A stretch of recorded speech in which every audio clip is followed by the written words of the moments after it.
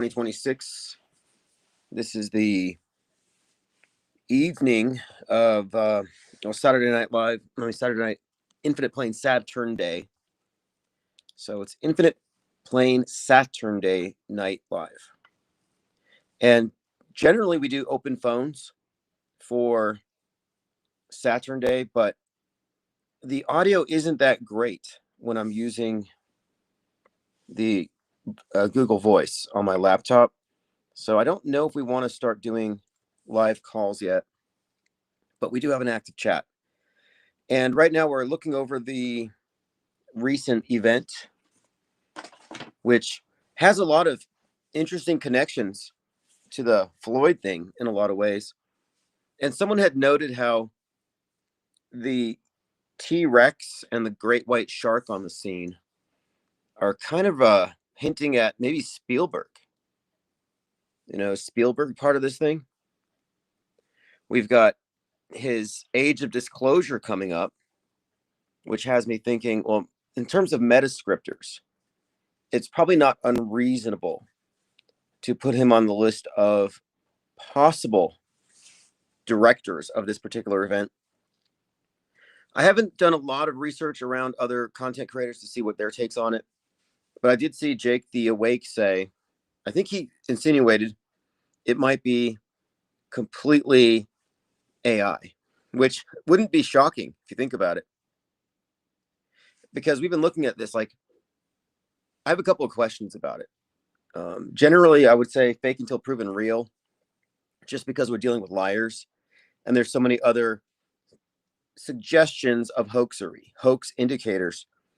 And I have a legitimate question about the dog. There was a dog in the back seat. How did it handle the wreck? There's the fact that the guy who shot Renee Good had previously been hit by a car driven by a protester, and he got 33 stitches, according to J.D. Vance. So the 33 stitches, I heard that. I'm like, okay. Code. That's code. It's not definitive, but it really stands out at a time like this. So that's kind of my framework here is, let's analyze all the hoax indicators before we make a determination as to whether we know for sure it's real or fake. Meanwhile, the people who automatically believe what they see on the screen have turned into the Walking Dead, just zombie mobs, completely emotional. And this is psychological warfare. And they really start with the emotions. If they can tap you emotionally, it overrides the intellect. And that's all we're seeing right now. A bunch of emotional people reacting to this in a way that was obviously intended. And the day before, we were talking about Ashley Babbitt, because there's a hoax anniversary. And then this happened. And we were contrasting the two. And I've seen some mainstream media making these same comparisons. And one of our hoax indicators is, does it connect to previous fake events? Because all the fake events exist within a fictional universe. And if there's a lot of intra hoax references, especially recurring I guess actors, sheriffs, politicians, Mayor Frey, is that his name? The mayor who cried for George Floyd's in on this one. And then someone brought this up too. So we broke this down the other day about how Wicked is entirely Antifa coded. I've only seen the first part, and I might go watch part 2. But it's Antifa coded, and the green skin correlates quite a lot with a lot of the symbolism tied into this class warfare narrative as we see it played out in movies and on the world stage. The Luigi thing and the Joker hair, the green Joker hair, Luigi, the Joker correlations, it's all consistent. Well, Wicked ends with the blackout in the Emerald City. Now, Seattle is also called the Emerald City, and much of the predictive programming that we have observed for a long time has pointed at Seattle. So now, given that, Part 2 is called For Good. And yeah, Busy 56, End ICE for Good. There's a 1,000 or so protests being set up right now. I've seen that as well. End ICE for Good, a reference to the martyr, Renee Good. And part 2 of Wicked is called For Good. So there's something up with that, and I haven't seen it, but I'm certain it's relevant to what we're discussing here. Oh, that's right. Busy 56. There was a dog in. Yeah, there was a dog in the car, and he says on South Park, Christy Gnome, who looks like a Gelfling, by the way, if you've seen the Dark Crystal. Christy Gnome is with ICE, and she keeps shooting and killing dogs. Yeah, in her biography, she talks about how she had to kill the dog named Cricket. She had to kill a goat. And it was a way of, like, I guess, building up the idea that she's willing to get her hands dirty. So they thought it was good optics for this Barbie to go kill a dog. But in South Park, she was shooting and killing dogs. Yeah, there was a dog in the back seat, and I haven't really seen much about it. But it was in the back seat right before the event, and I didn't see anything about. I mean, I heard someone talking about watching the dog, but I never saw it get out of the vehicle. And so I'm thinking, I mean, I'm not rushing to this was all AI, but I'm open to it having been staged, and maybe there could have been multiple takes, or maybe the video we got was spliced or something. I don't take for granted that what we're seeing is 100% authentic. We really shouldn't be approaching things like that. Not in 2026. What's up, Scotty Smith? He says, Brother of Light, it's good to hear from you. Yes, thanks for joining. Saturday night is usually for open phones. Infinite Plane Saturday, we just kind of go back and review the last week of PSYOPs. And I keep up with a lot of the predictive programming. I keep up with a lot of the concurrent stuff, which is even more relevant. In fact, there was some story about some grave robber. Yeah, there you go. Rust of October says, I'm curious how 28 years later the Bone Temple is going to play out. Okay, so this is intriguing because 28 Days Later is written by the guy who brought us Civil War. In Civil War, they kill Trump, by the way. But it's about the rage of the right against media. And this all ties into the virus in 28 Days Later, a virus that's created by rage in apes who are forced to watch violent TV. And they don't know these things are hoaxes.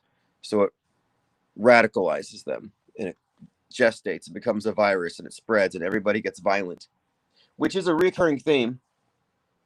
I mentioned this is the theme in Naked Gun, where the Elon Musk character named Kane creates a mind virus thing called Plot that will turn everyone violent. Meanwhile, the elite go hide in their bunkers.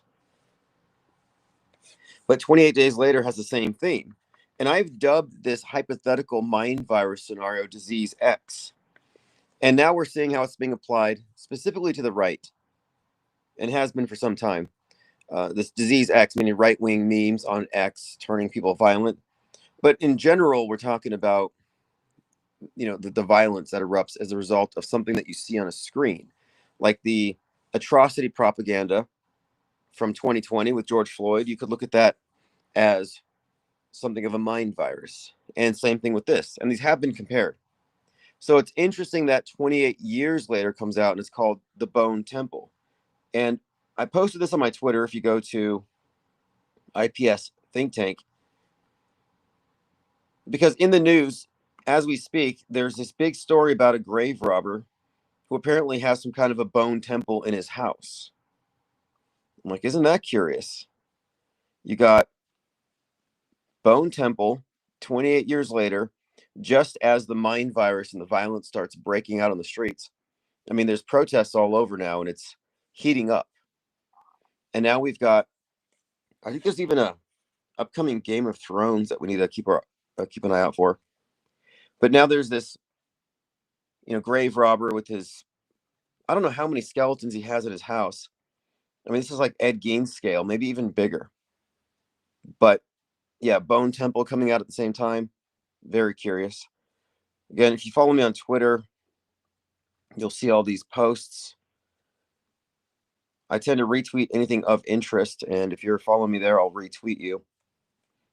I think it's useful. I used to use minds.com, but I'm just using X now as a way to take notes on what's going on.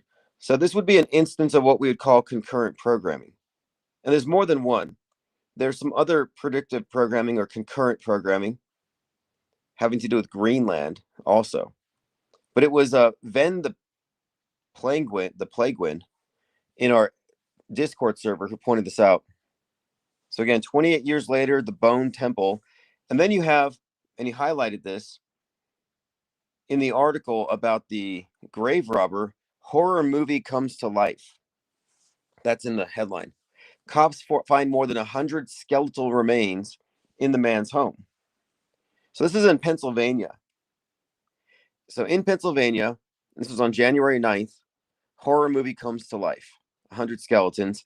And then January 14th in cinemas, 28 days later, the Bone Temple. Now that hasn't even come out yet, but you could look at this news story as predictive programming. But I think the term concurrent is more relevant here anyway, because it's timed to happen at the same time. Donnie of the Dead says, I'm curious how this fourth 28 days later will go, as the first two were pre-programmed for the COVID era, Annihilator 2 and the writer did Civil War. Yeah, good point. Because I think, and I've said this for some time, that I think the next pandemic, the disease X that the WHO created as a hypothetical, that this next pandemic is going to be a mind virus pandemic, locking down the internet, having to curtail the flow of information because mind viruses are triggering violent responses. And if you've seen the Civil War, again, the director of Civil War wrote 20 days later, it has the right wingers as these anti-media types. And they're very violent. Just asking people, like, what kind of American are you? And they're just sort of arbitrarily killing people because of their political affiliations. And the movie also shows the disconnect between the people who aren't paying attention to the news and the news media on the front lines, suggesting that a lot of people in the movie were kind of not even aware it was going on. They weren't really plugged in. Meanwhile, the media is portrayed as martyrs who are suffering and going through all the turmoil to get the stories. And there's this big disconnect. And there is a disconnect, but it's not like they're suffering or they're martyred for their cause. That closed movie set, that distance they have, is how they fake stuff. But anyway, Greenland 2 Migration, released on January 9th. Empty Bliss said, some nice concurrent programming with all the talk of Greenland acquisition. It's a sequel from 2020. And the tagline for this movie says, 5 years ago, the world ended. That was just the beginning. Now, that kind of reminds me of Rob Reiner's Spinal Tap 2, The End Continues. Is that what it's called? Yeah, 5 years later, the world ended. That was just the beginning, in theaters January 9th. Greenland 2. And it has the Earth getting hit by something. It's usually the thing. How many times have you seen the Earth destroyed by some? I think this one is a comet. Breaking, the streets of Los Angeles have been taken over by thousands of protesters.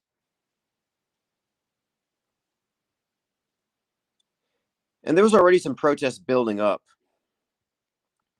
Now, this set of riots is going to be a lot more interesting than the last one, just because of generative AI. I'm finding some great content. I have one here. You've probably seen it. I'm tweeting these things like crazy. One of the protesters is being dragged out by ice, and then somebody turned it into a a dance. I mean, it's unbelievable. But we're at this point now where you really can't differentiate between real and fake. So the idea that this whole thing could be, enhanced or completely augmented is just prompted. It's not really outside the realm of possibility. Or if you think it is now, it certainly won't be in a few years, if not months. And it was last year that Mountain Head came out. And if you haven't seen Mountain Head, it's obviously about Elon Musk, who owns the social media platform, and generative AI is causing the world to go crazy because people are manufacturing videos and setting off fights between groups, provocations, and it's all fake, but nobody knows. Now, that movie came out right before the LA riots of last year, which were, again, started by ICE. And then after that, you had No Kings with like 1,000 cities. So they've been organizing for the last year. Let's see. Rest of October says Night of the Living Dead series franchise takes place in Pennsylvania. I did not know that. Is that George Romero? And we were talking about Richard Matheson and I Am Legend, Last Man on Earth, Omega Man, the beginning of this thing. But I Am Legend is really the first zombie pandemic book. And in that one, the zombies are more like vampire zombies, but it does start off with a vampire bat virus. So the bat has been a consistent symbol here. King Ravana says that guy lives close to us, and it's common for sales of skulls to go for 3,000. That's a lot of tattoo money, right? I've heard of this. I've heard of people selling bones on the black market. I didn't know if that was still a thing, but I saw the guy. He must have been busy, but I'm curious as to how he did it.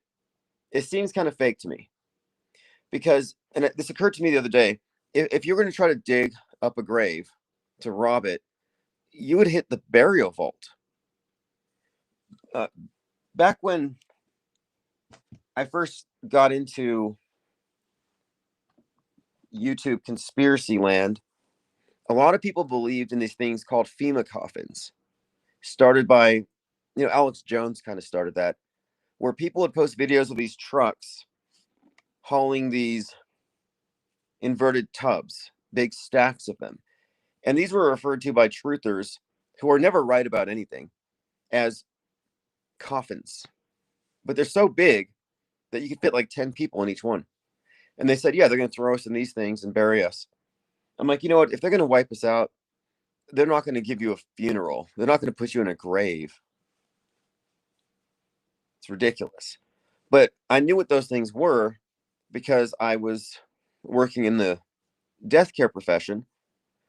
And at the cemeteries, they have these things because you put them over the coffins to essentially prevent the cemetery from collapsing. The reason why you don't fall into graves is that the coffins are not imploding.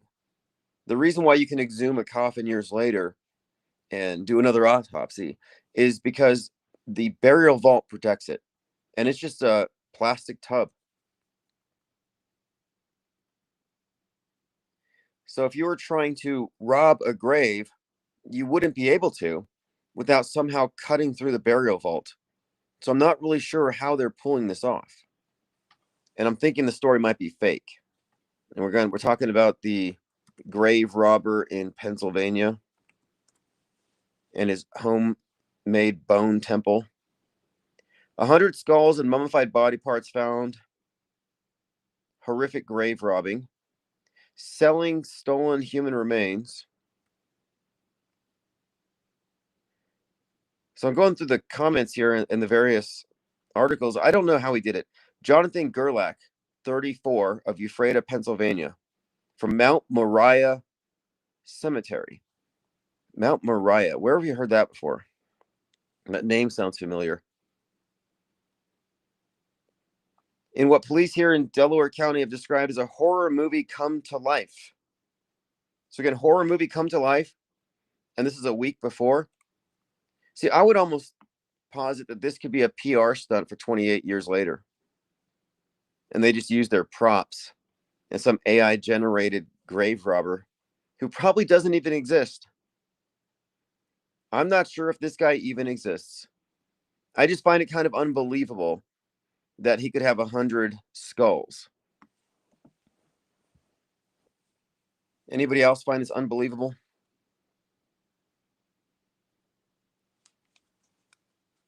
The timing of it is suspect. All right, so we'll continue going through my feed here.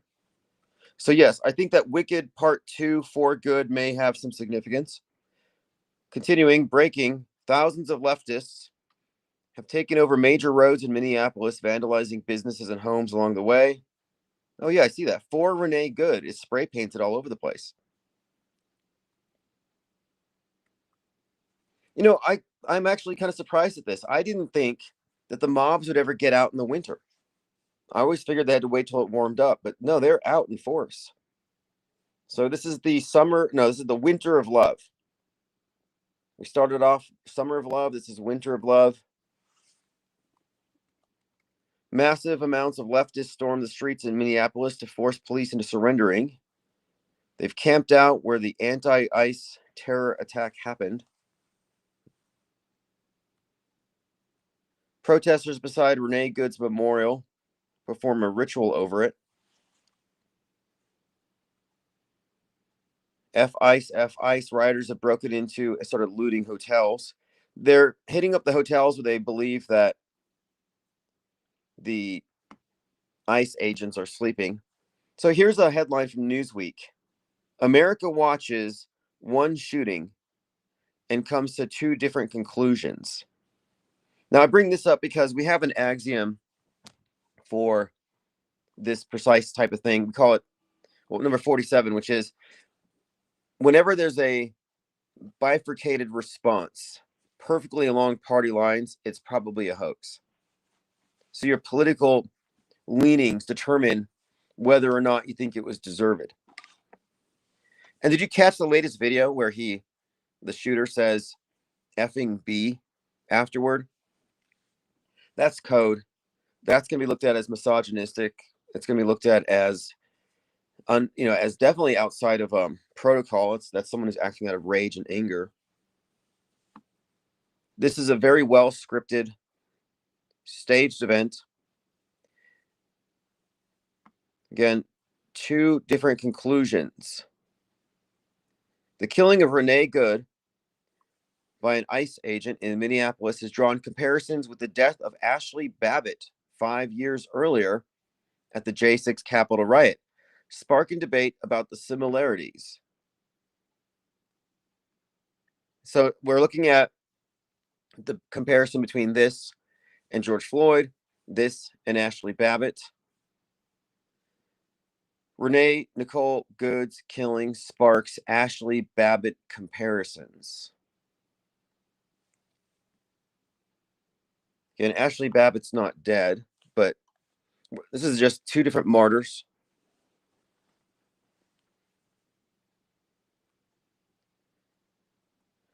And here's a reference to Greenland. President Trump indicates America will take Greenland. It will be the easy way or the hard way. Quote, we're going to do something on Greenland, whether they like it or not. If we don't do it the easy way, we'll do it the hard way. If we won't do it, Russia or China will take over Greenland, and we're not going to have Russia or China as a neighbor. So again, that comes up as the movie Greenland just comes out. Congressman Randy Fine says to the American people, stand in a way, you'll meet the same fate. I've seen sentiment similar to this from ICE agents as well. Haven't you learned?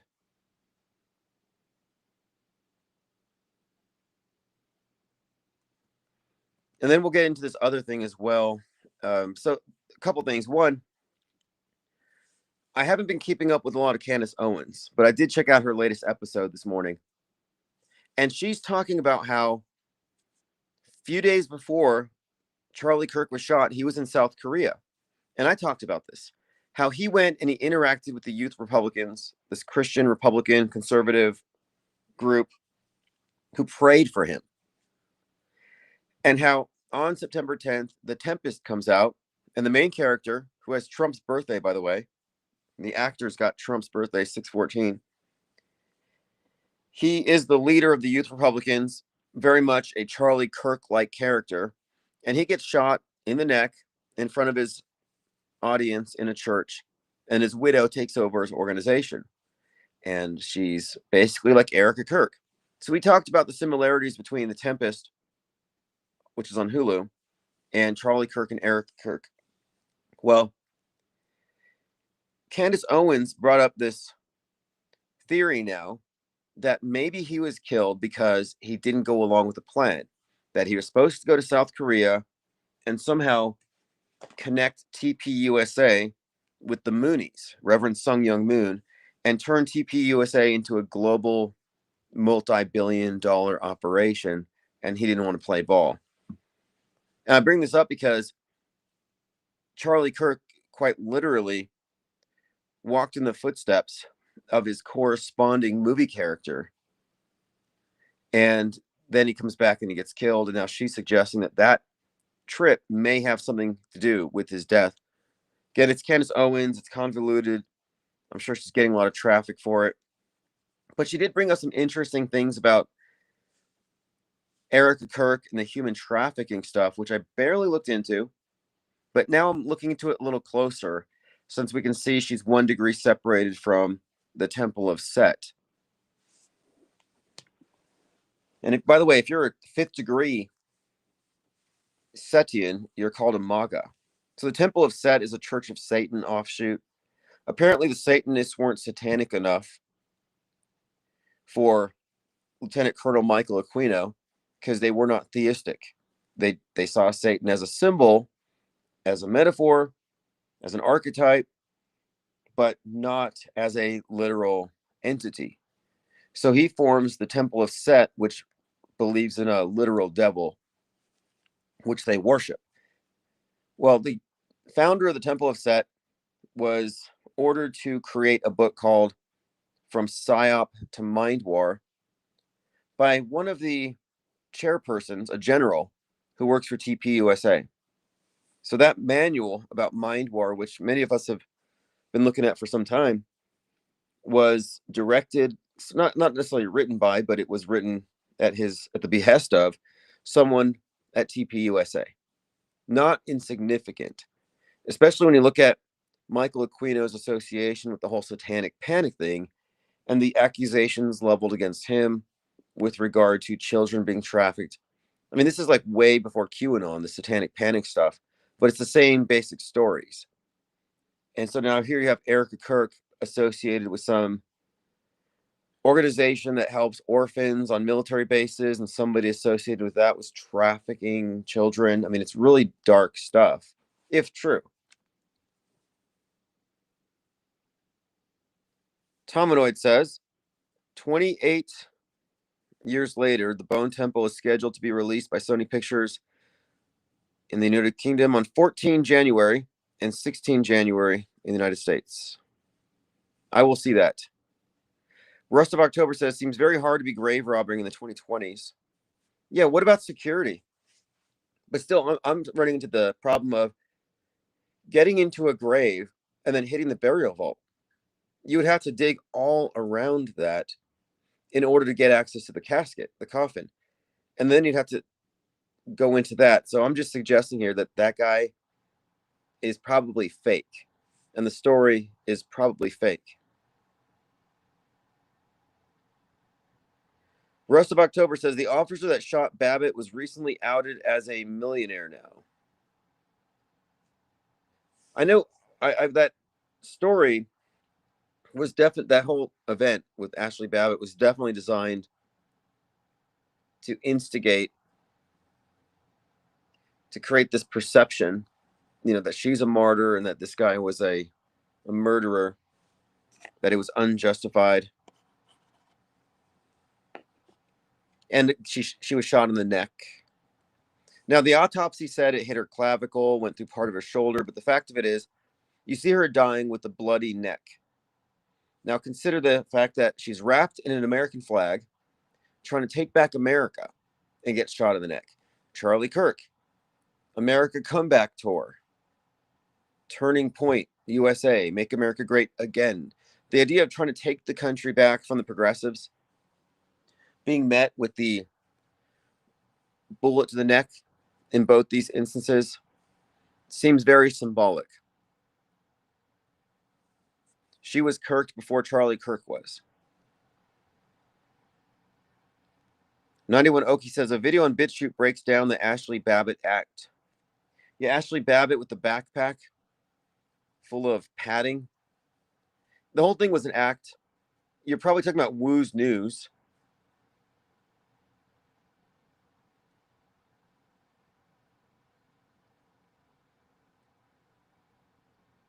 But yes, you're right about that. The Ashley Babbitt act. Her mom's in on the act. Trump's in on the act. It's a manufactured martyr, just like this one, just like George Floyd. All right, let's continue down my feed here. New video shows Erica Kirk back before she was Kirk, but she's doing some DOD Homeland Security video having to do with, it's called Black Start USA from 2010. And this Black Start USA is about EMP attacks that wipe out the grid. So EMPs have been a recurring thing, blackouts, but Black Start USA. This made me think about the book by her nemesis, Candace Owens, who has a book called Blackout. But this really kind of contradicts Erica Kirk's statements about not being into politics. No, she's been in politics for a long time, obviously. Plus, there's a lot of fishy stuff between her and her exes, specifically the guy with the Pizzagate tattoo, who was friends with Charlie Kirk. I mean, it's all arranged. I don't think anybody believes that they had any children. Also, you have the Boeing 747 E-4B Night Watch, which is referred to as the Doomsday plane. It was spotted at LAX. That's the plane that Trump will get on if everything goes blackout, if everything gets nuked, if we go into Mad Max, that's his plane. And we've been discussing all these various movies that show like Paradise, and then as alluded to in Naked Gun, and then in Fallout, where the elite go into bunkers and we're left to deal with the radiation, with the post-apocalyptica. So there's now a Chaz, an autonomous zone in Minneapolis. We've seen this before. If you remember the Capitol Hill Autonomous Zone out there in Seattle, it was a no-go for anybody. And I think it descended into practically cannibalism. It was pretty awful. It was an experiment in collectivism. It was an experiment to see if they could actually pull it off, communism. And it didn't work well. They had a garden, but the garden was meant for, I think they said, Blacks, Indigenous, people of color first. So it was like a no whites farm. And then they said, take down the fences because that's speciesist. And if a cow wants to walk across that land, they ought to be allowed to. But their crops are destroyed by some Antifa guy doing martial arts moves with a stick. It was a failed experiment. So, Marcel, thank you for joining. We started a few minutes late. I had done a time lapse of Renee Good, a sketch. I actually put it on eBay. I was just going to test the waters here. People get very sentimental about their martyrs, and so I decided to do some artwork like the right was trying to, and they didn't fulfill this, but do you remember before Charlie Kirk was shot, Elon Musk said he was going to put $1 million into artists to paint murals of the girl that was killed on the subway? Now, I purposefully did not memorize her name. I probably could remember it if I had to, but everyone was saying, never forget, never forget. I'm like, no, I don't need that particular mind virus. But Musk was paying $1 million for artists across the country to do murals of her everywhere because they were going to try to turn this into their own George Floyd, their own White Lives Matter moment. But then the next day, Charlie gets it, and nobody cared about her anymore, and no one's looked into it since.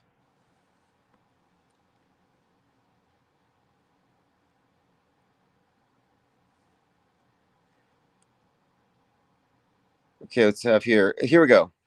So here's a little more information about this. From PSYOP to Mindware, The Psychology of Victory by Colonel Paul Vallely. That's the guy who's at Turning Point USA. I retweeted a video about it that just shows you that, yes, this guy who's directly connected to Charlie Kirk, now Erica Kirk, was working with Michael A. Aquino, PSYOP Research and Analysis Team Leader.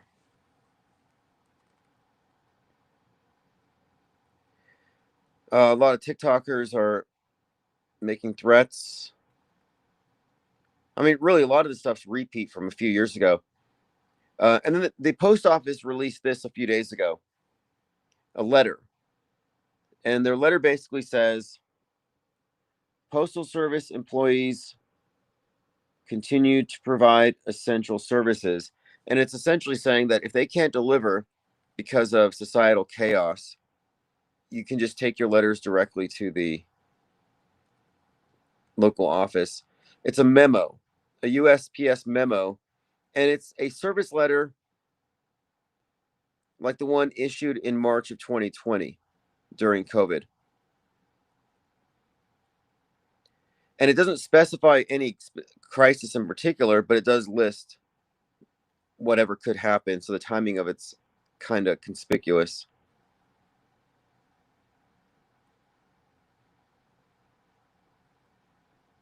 Ryan Routh, this just came out. Ryan Routh was known to U.S. officials before the attempt. You know, Ryan Routh was on some BBC documentary.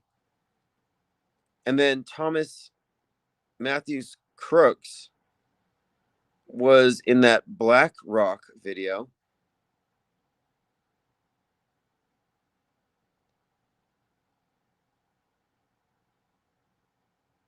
Again, J.D. Vance mentioned that the guy who shot her was probably traumatized from his 33 stitches. The agent suffered serious lacerations on both arms that required 33 stitches to close. J.D. Vance engaged in a lengthy defense of the officer. He was dragged. So he says, he had his life nearly ended, dragged by a car, 33 stitches. So you think maybe he's a bit sensitive about somebody ramming him with an automobile.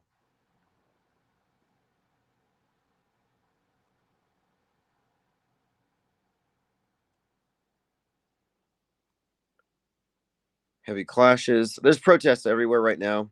We're still kind of watching this thing just kicking off.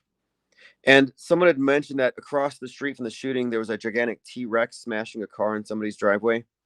And then next door, there was a great white shark. Thank you, Marcel. He brought in a bucket full of wrenches, lasers, 33 NDB, Busy 56, Hello Ether, and PSYOP Sidecar. And T-Rex in Space have received gift memberships. T-Rex in Space is not science fiction. It actually happened. When the planet killer asteroid hit the Earth 66 million years ago, it hit with such force and velocity, punctured a hole in the atmosphere. It blasted a bunch of Earth into space, a bunch of biomatter, water, dinosaurs, all of it. And some scientists have suggested that there are dinosaur bones on the moon, probably a dinosaur belt. Like I'm waiting for a T-Rex skull to smash through the ISS. Lean Dion says Tyrannosaurus Rex means Tyrant Lizard King. Well, okay, Jurassic Park, directed by Steven Spielberg. Jaws, directed by Steven Spielberg. So that's why I'm suggesting there's something about those. I mean, when you look at a movie for the purpose of analyzing it, you don't assume anything in the scene to be random, accidental. You have to assume some intentionality.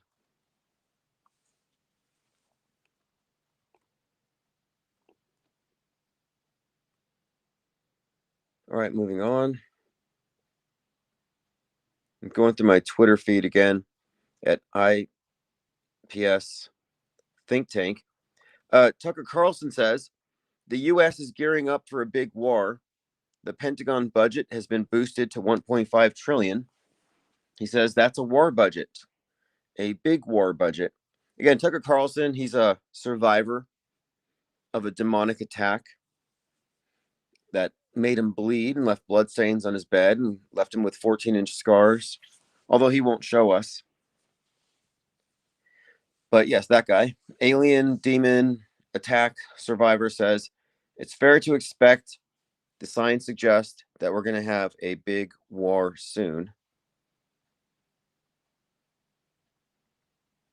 So a little more information about the documentary Black Start. The filmmaker, Petrea Patrick's YouTube, has clips from the documentary that include Fox News contributor Janine Pirro, former AZ Congressman Trent Franks, and former CIA Director James Woosley. And it's about EMP attacks, grid vulnerability. We'll have to do a breakdown of all the blackout programming we've received since White Noise, Leave the World Behind. Leave the World Behind, significantly produced by the Obamas. And there was this one called American Blackout from 2013, 10 years before Leave the World Behind, where Obama has a cameo directing people to listen to the media. Justin, Seattle protesters chant death to ICE. Yeah, I've seen this.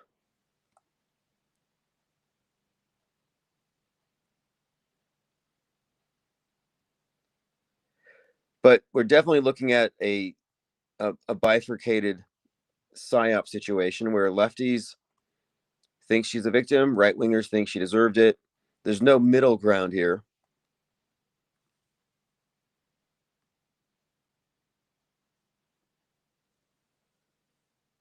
Busy says there was a news story about a Minnesota woman killed by a shark while vacationing in the Virgin Islands yesterday. Marcel says first protest in Canada yesterday. Bach attended and made a video. Oh, Bach Precision, good. I could go down the street and check out the local protests. It's the same people. It's not that big of a protest, but they're very spirited. Seems like every couple of months they go out there and they emote.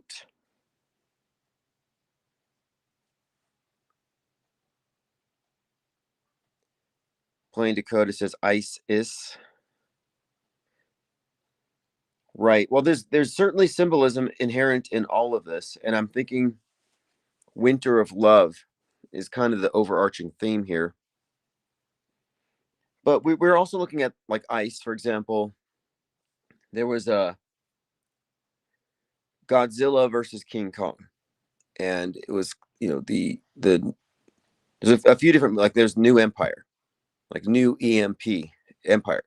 Then you had Ghostbusters, Frozen Empire, and I thought, well, Frozen Empire could be referencing nuclear winter, for example. And the nuke stuff has been hyped up. Putin just launched one at Ukraine. It wasn't armed.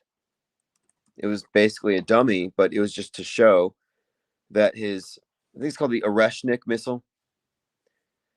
Putin's nuke-capable missile blitzes Ukraine. This was 2 days ago. Russia strikes Ukraine with nuclear-capable missile. It wasn't Satan or Satan 2. Again, this is very consistent with what we would expect with Fallout. And again, Fallout and Oppenheimer, both by the Nolans, both of them have that 33 code built into it.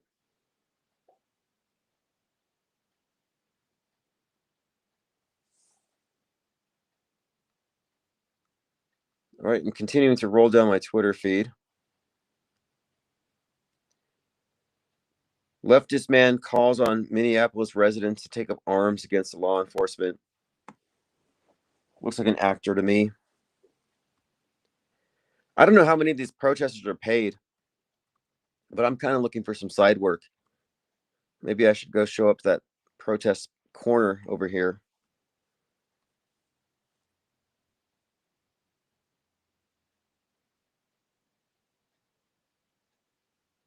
All right, let's move on.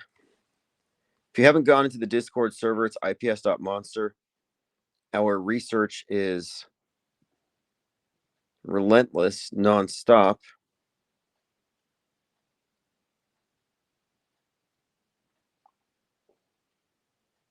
Lloyd says, you would think Tim would provide links with his notification.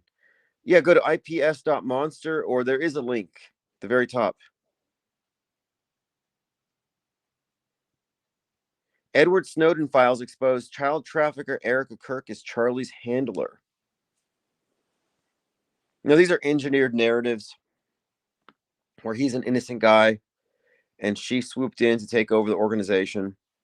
Cool story, but they're equally complicit. They're both part of it. They both got the same script before they ever got, quote, married. Completely fake. I saw this article that came out a couple days ago, Daily Star. AI imagines what Elvis would look like at 91.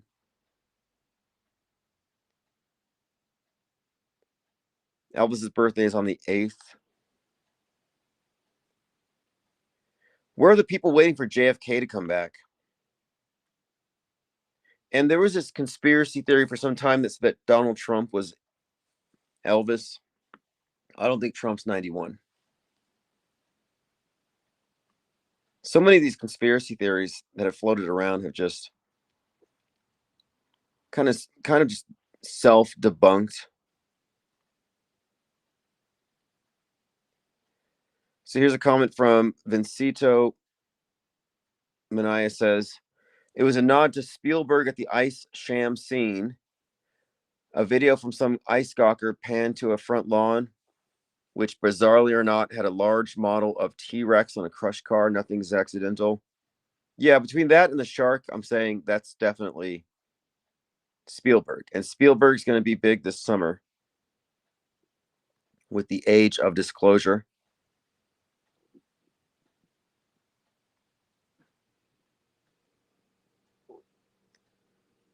All right, moving on.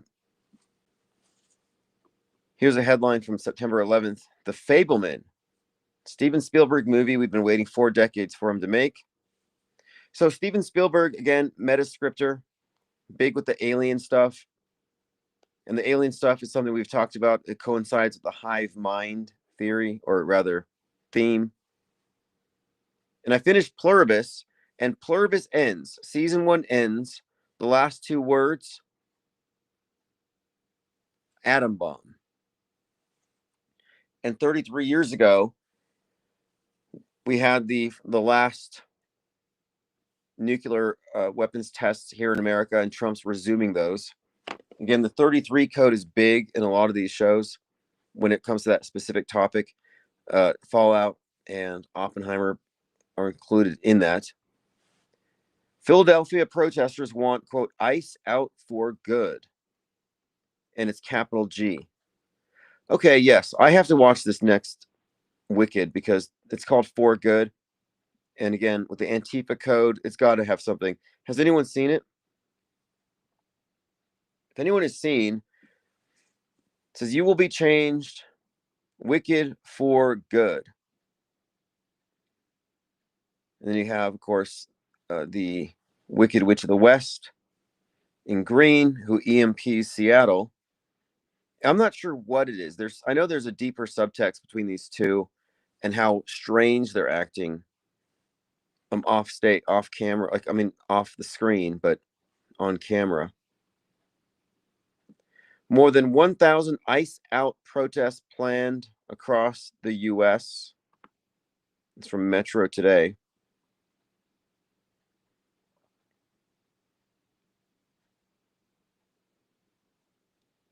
Jurassic World Rebirth brings back iconic scene.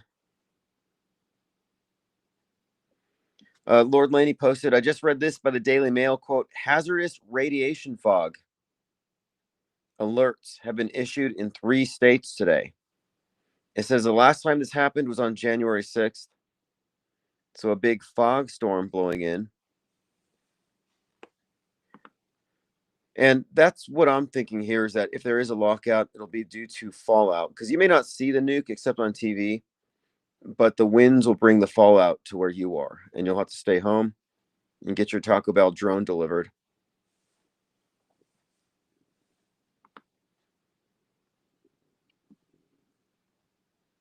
All right, let me go back to your comments. Plain Dakota says, I started watching Fallout. It starts out in Vault 33. I got to the 3rd episode of Tempest. It's hard to watch the show. They're not terrible.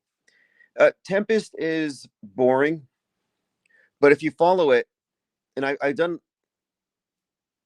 a lot of breakdowns on that particular one. You can go to my timosmond.substack. You'll see that Erica Kirk has tracked with that show. I call it the Erica Kirk conundrum, because even last year, there were still experienced media fakery analysts who were saying the stuff you see in movies is only coincidental. It's not intentionally matching up with the psyops. For some reason, a lot of them wanted to defend that point. And I said, well, then explain Erica Kirk, because you have a show that mirrors the assassination real time. And it's not some fringe production. This is the #1 show in Japan, Taiwan, in South Korea. It's like this huge show trending on Hulu on that day, September 10th. And it has the exact scene. But then the follow-up episodes are the widow taking over the organization, the widow having to show vulnerability and having to cry on camera in order to win over her now deceased husband's constituency. And then she's accused of faking her grief and possibly of being behind the plot to kill her own husband. So everything we've seen with Erica Kirk since September had already occurred in the show The Tempest back in September. So if you're still of this opinion, this perspective that what we're pointing out between entertainment and the fake events are just coincidences, then explain how Erica Kirk is still walking along the same path, matching her corresponding character in this show after the show's already been released. Like, we're watching real time the fulfillment of predictive programming. I mean, there was concurrent programming in the shooting, but then the follow-up stuff was all real-time alignment, concurrent with her actions. So that's a lot of coincidences. I mean, that explanation has been debunked as lazy thinking, or maybe even just premature opinion derived from a lack of information. But we have the information now. Fallout definitely has the 33 code, and you can look at my blog as well. It has foreshadowing for the Trump assassination attempt. So there's this scene where some character finds out that there was a stolen election between control of Vault 32 and 33. And the character, her name is, I think it's Betty Pearson, is the one who would represent Kamala Harris, I believe. But anyway, she's behind this orchestration, and there's a big massacre. And they clean up the evidence of the massacre with the exception of one drop of blood, which happens to be on the right side of the face of a foosball character who looks just like Donald Trump. And I saw that. I screen capped it because it's only one frame. I made a blog post about it. And I said, look, in Fallout, you have this subtext where you see Trump with blood on the right side of his head. That was in April 2024. Again, 3 months later, Trump gets it. And that's just one more example. Of course, we had people at the time saying it's just a coincidence. Well, we're acknowledging these coincidences. Yeah, the coincidences, yes. But we're saying these are intentional coincidences. They are intentionally coinciding the entertainment with the forthcoming fake events. It's formulaic. I'm watching season 2 of Fallout. I've just seen the first episode. Then I got distracted by Pluribus. Roast of October says the paid protesters has got to be a great gig. Yeah, I think so too.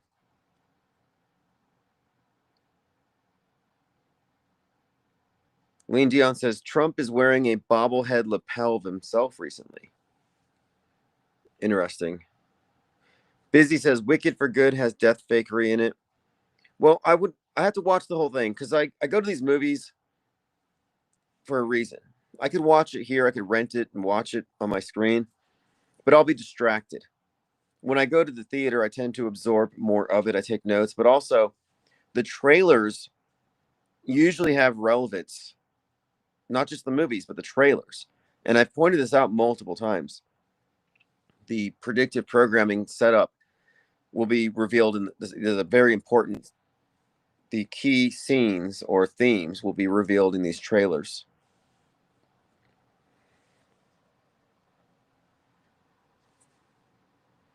Now, I pointed out before that in all the examples of Trump in movies foreshadowing his future role as president, in all of those, there's either the element of the Twin Tower disaster or an assassination attempt on him that he survives, or both.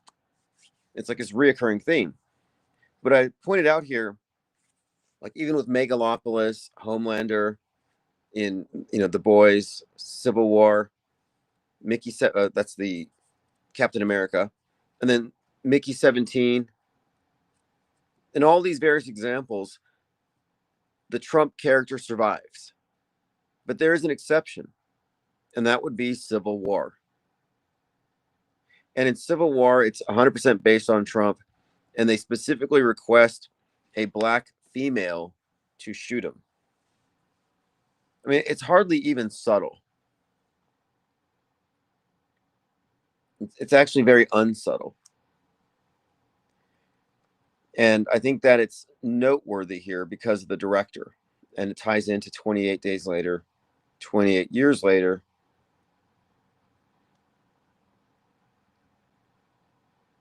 All right, continuing here. A new crowd has descended in downtown Los Angeles. Black clothing, helmets, and backpacks dressed all in black. At the scene in Minneapolis, I noticed a green umbrella. And umbrellas were a huge part of 2020. If you recall the rioters, the very first person who kicked off the demolition of the AutoZone had a black umbrella. Groups throwing gang signs, singing F Donald Trump.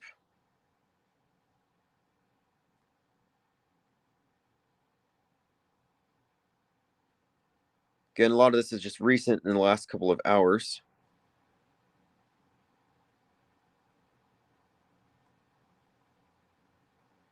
Video shows liberals training to fight against federal agents and ICE in North Carolina in a church.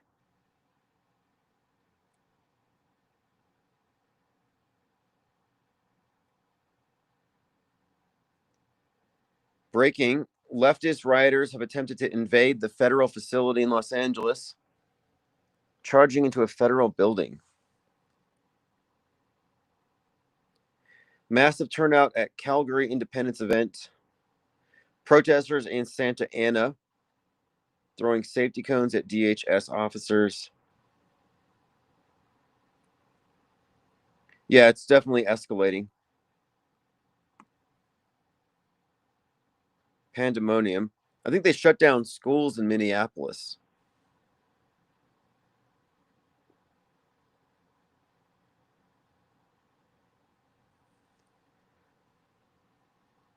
All right, moving on. Does anyone here think it's real? That's what I would like to know. Because I'm not trying to be, um, you know, too certain about something without reasons. Like, I'm not just saying it's fake. But what I am saying here is that as a rule, as a methodology here, we have to be skeptical and we have to look at this event in the context of previous events, of previous similar events, and the media's general tendency to simulate events in order to provoke. And is this within the realm of fakeability? And nothing about this is organic. I don't think anybody would say it's completely random. But I don't have any reason to assume that this Renee Good is actually dead. The scene itself is very impressive and realistic, but it's not outside of what any special Steven Spielberg could pull something like this off. Renee Good's dog, who was hanging out of the back right window, named Hazelnut, was in the car, according to Grok, but not harmed. Footage shows it was watching but unhurt. It was taken in by family. So there's the answer. The dog's name is Hazelnut, and it wasn't harmed. I saw it there, and I was thinking, that's strange. What happened to it? I never saw it get out of the vehicle.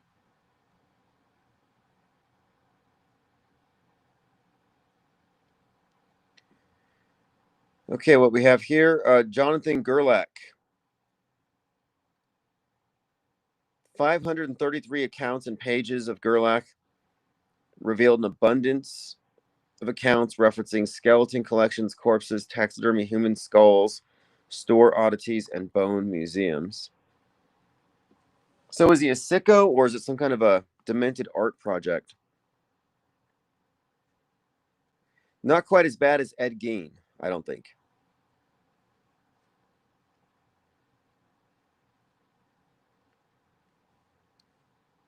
Okay, I'm scrolling through my Discord server.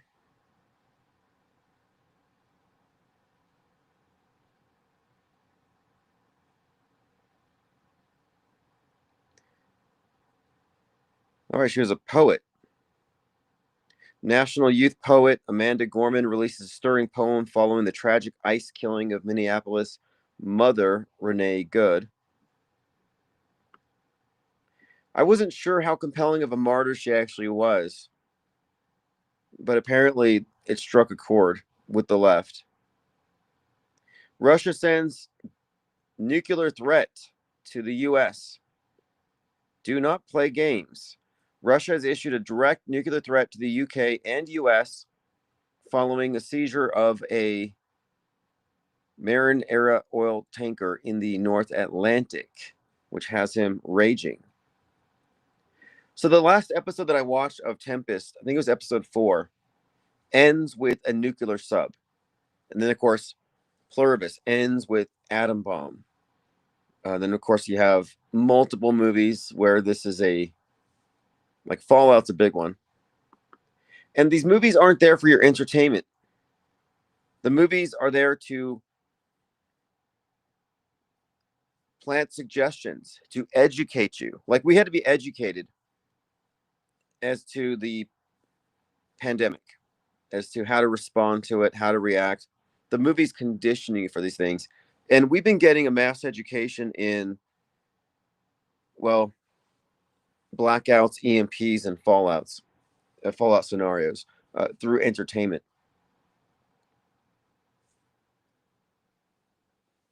Busy says the ICE defense training and church story similar to the movie One Battle After Another, where the main girl hides in a church and the nuns are training with machine guns to fight ICE. Oh, interesting. Lean Dion says the footage alone was compelling, but everything surrounding the good event screams hoax op. Right, exactly. And we may not know how it was performed, But just because you don't know how the trick was performed doesn't mean you have to treat it as real. For example, the magic show analogy. If you go to a magic show, you may not know how every trick is performed. Do you just say, well, that was magic? No, you just say, that's a trick. I just don't know how it was done. So in this case, or like Charlie Kirk, for example, people are like, well, how did they do it? Squibs. Prosthetic neck, tube, blood, easy. It's been done for decades. So in this case, how would you do a scene where a person in a vehicle gets shot and then the vehicle crashes? Well, this is typical special effects stuff. Squibs aren't just blood packets. Squibs can also involve, like in the making of the Matrix, little explosive charges that can do what bullets do in appearance. So that the windshield could have been rigged with squibs. And then crashing into that other car, that's the part I'm trying to figure out. Well, how was that performed? And then the airbags. Did the airbags legitimately deploy? The blood on it looked a little theatrical. So yeah, there's some questions as to how the trick was performed, but all the indicators lean towards it being a trick. And if your sole evidence is it looked real, that's not evidence. They may have just pulled off an effective illusion. And that's kind of where our starting point has to be if we're going to be reasonable about things here. If we're just going to believe whatever we see because it looks believable, well, good luck maintaining your sanity as generative AI gets better and better. The fact that it's 0.6 miles away from where George Floyd died alone is, to me, it's the same movie set.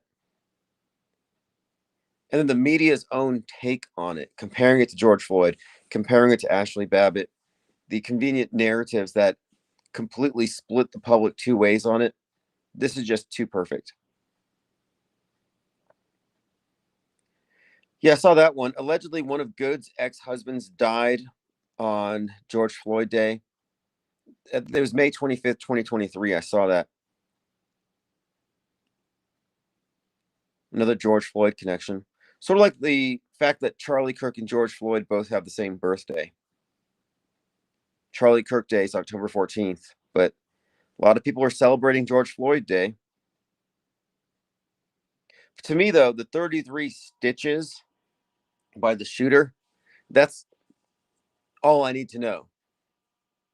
And you might think that's an oversimplification, but if you've seen how many hundreds of psyops have that same indicator, I'm like, well, this Charlie Cook thing looks real, but it could be squibbed. We'll just keep looking.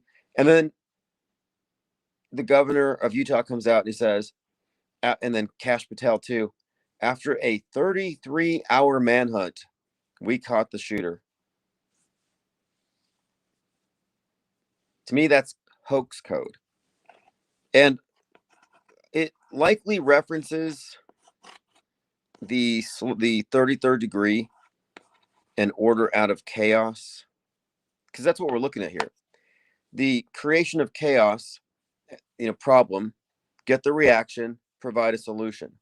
So this is simple, formulaic problem, reaction, solution, order out of chaos type stuff. And they throw the 33 on it so insiders know what it is. Well, the insiders now include us because we've been paying attention so much that we're reading some of their symbolic language.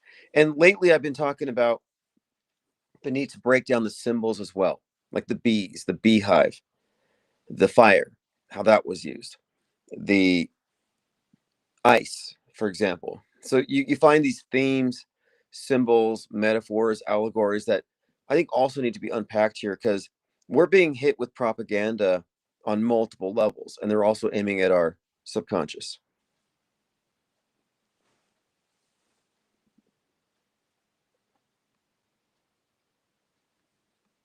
All right, moving on. Then the Plague One says, they say the dog is with family, but also say they don't know if Goods had a dog or if the neighbor's dog. However, the neighbor's dog was an Australian Shepherd. And the dog in the car does not look like one. That was not an Australian Shepherd. Here's from the New York Times today. Russia says it used a nuclear-capable missile to strike Western Ukraine. That's certainly an escalation. And I assume they would do the nuke card when we're already in a state of chaos. But I think now would be a good time. And I don't have any hard predictions necessarily, but you can look at the programming as a predictor of what's to come. That's one of the things that we've often looked at here is we have a predictive model. And whatever they're saturating the masses with is likely what the next agenda is. And I think the Erica Kirk blackout stuff is actually significant here as well. And there was some propaganda bit about Venezuela, how the Americans went in there and they kidnapped the president there, but they used some kind of local EMP. Now, something else too. That event was foreshadowed or represented in a Jack Ryan show. Jack Ryan is a Tom Clancy. Tom Clancy, as far as novelists go, is a metascriptor on par with Stanley Kubrick. And he's widely credited with having predicted 9/11. And then he's also got Hunt for Red October, which has to do with the nuclear submarine. So there is that.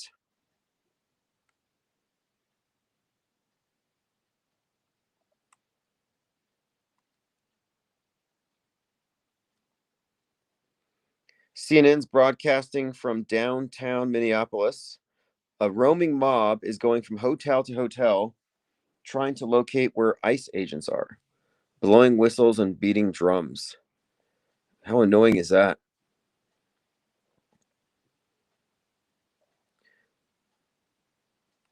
Okay, continuing.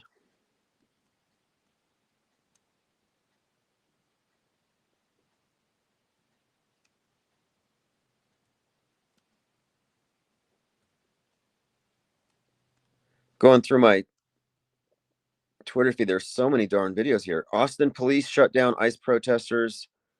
Okay, that's... And you know, one thing I've noticed too, and you might want to look out for this. I've noticed a lot of footage from 2020 is being recontextualized as, oh, this just happened. This protester got ran over. And I recognize a lot of these videos from 2020. The quality's pretty much the giveaway. So you can't assume anything's real. And you certainly can't trust truthers. Like the truthers are less trustworthy than the mainstream media because they're slightly less accountable. And a lot of them are after clicks.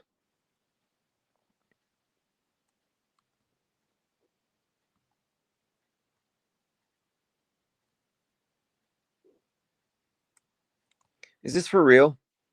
I thought it was a joke. So the wife of the victim is in front of the SUV, putting up for sale, price to move. It's got to be AI. I'll have to fact check this. Selling my 2007 Honda, one owner, most title, 2 bullet holes in the windshield. I know the AI is so damn good. That's why I wouldn't be shocked if that crash wasn't augmented. Again, there's no reason to assume that these are not closed movie sets. So here's the thing that I brought up with Venezuela. The United States supposedly used a mysterious weapon during the raid to capture Nicolas Maduro, leaving Venezuelan soldiers bleeding and vomiting. New York Post reports, quote, "We all started bleeding from the nose. Some were vomiting blood. We fell to the ground, unable to move. We couldn't even stand up after that sonic weapon or whatever it was." So power going off, sonic weapons. New York Post, U.S. used powerful sonic weapon that brought Venezuelan soldiers to their knees. Witness accounts. Now, we don't have any video to corroborate that.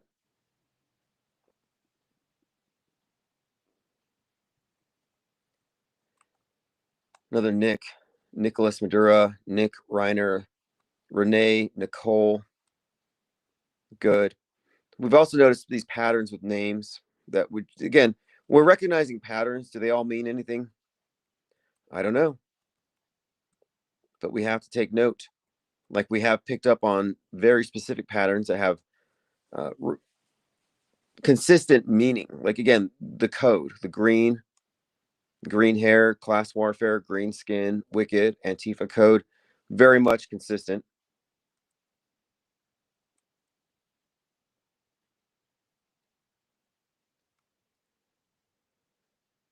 All right, moving on.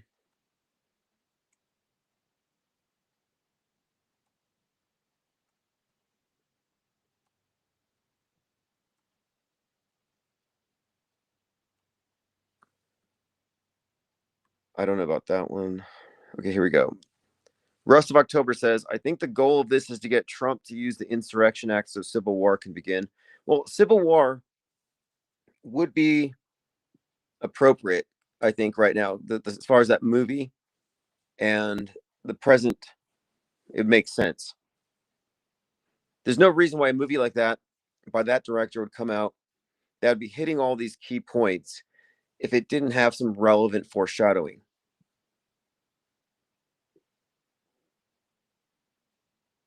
And then Trump was also talking about the quote nuclear option, having to do with in some way interfering with the midterms. What's up, Pippi Langstroth? Thank you for joining. We have about 70 in here tonight. Our numbers will go up as we get more consistent. I'm going to be on a more steady schedule once school begins, which is this week. And what I'm going to be doing is likely an afternoon live stream at the same time between classes each day. And then we're going to get back into open phones once I pick up a new computer and get settled into an office space. And that's all going to be this month. And if everything goes according to my plan, we're also going to resume the PSYOP trading cards. And I have a list of new cards to make. For example, I wanted some hoax anniversary cards.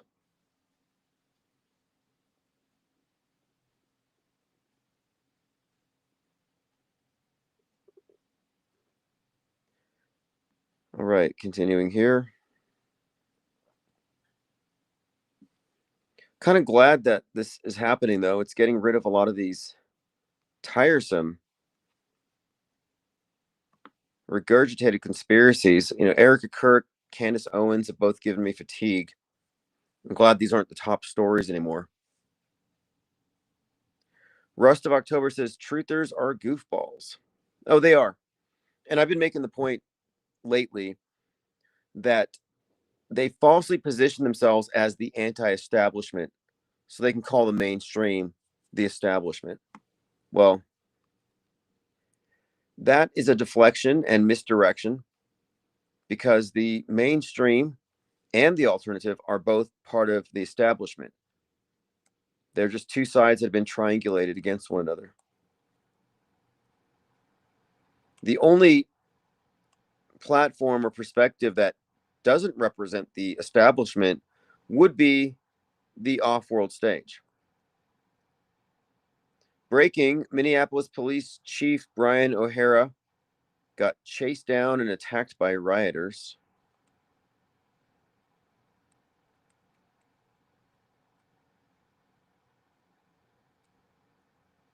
Right. And that they can't all be paid. You know, we have to also look at the fact that these psychological operations do, in fact, evolve regular people.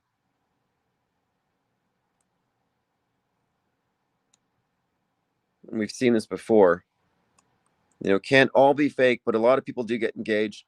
The fact that everybody that I knew was just a buzz about Erica Kirk shows me how these psyops proliferate and people latch on to these emotionally driven narratives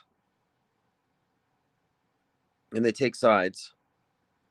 So this is revealing because it shows you how powerful the programming is. And the programming in my view, the term programming, the way I use it, it refers to the content that gets you to respond to the fake events on the program as though they were real.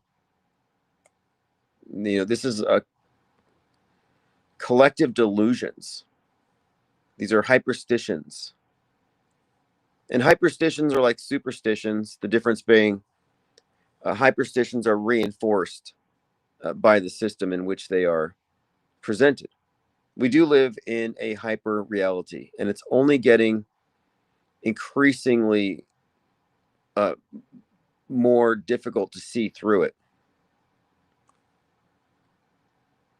Like, if you haven't figured out media fakery by now, and your sole method of determining real or fake is by them making a mistake on TV in the news, you're going to be lost moving forward.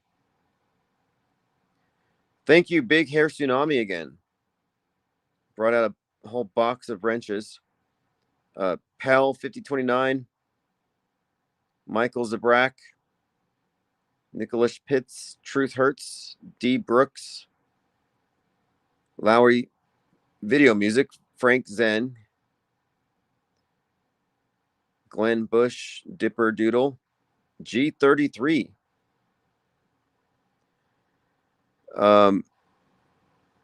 Penguinotti Raft, Harry Growler, Kelly, Geo Ptolemy, Jungle Jim, Shad McDaniel, Lore Master, DJ Black have all received memberships, and you're going to be getting links, notifications when I upload my whiteboards. So I have a list here actually of whiteboards I'm doing.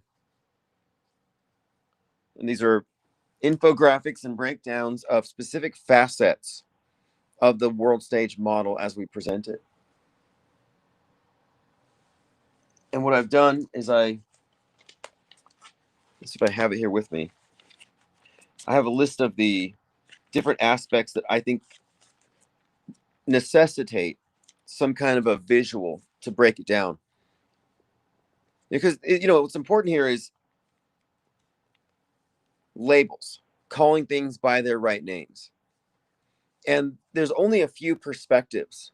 Despite the appearance of internal diversity of thought, there's only a couple of menus, and they're written by the same programmers. And the perspective that you have is given away by your opinions about these events. Your perspective is either mainstream or it's a subset of mainstream. If you have any opinion about any event, it's going to be reflected in that perspective, that point of view. If your opinion, your point of view on any event leads you to conclude something that agrees with Wikipedia or ChatGPT, then you're going along with the program. You have the same built-in presuppositions. And that's what we're talking about, presuppositions. Our perspective, the off-world stage perspective represented here at the IPS think tank, takes into account systemic fakery and its long-term effects, because this is a long-term process. It didn't just start in the last 20 years. It didn't start with Sandy Hook, didn't start with 9/11. No, this is not a new thing. So the concept of news bending is something that we've talked about quite a bit in the last few years, but it actually goes much deeper, history bending.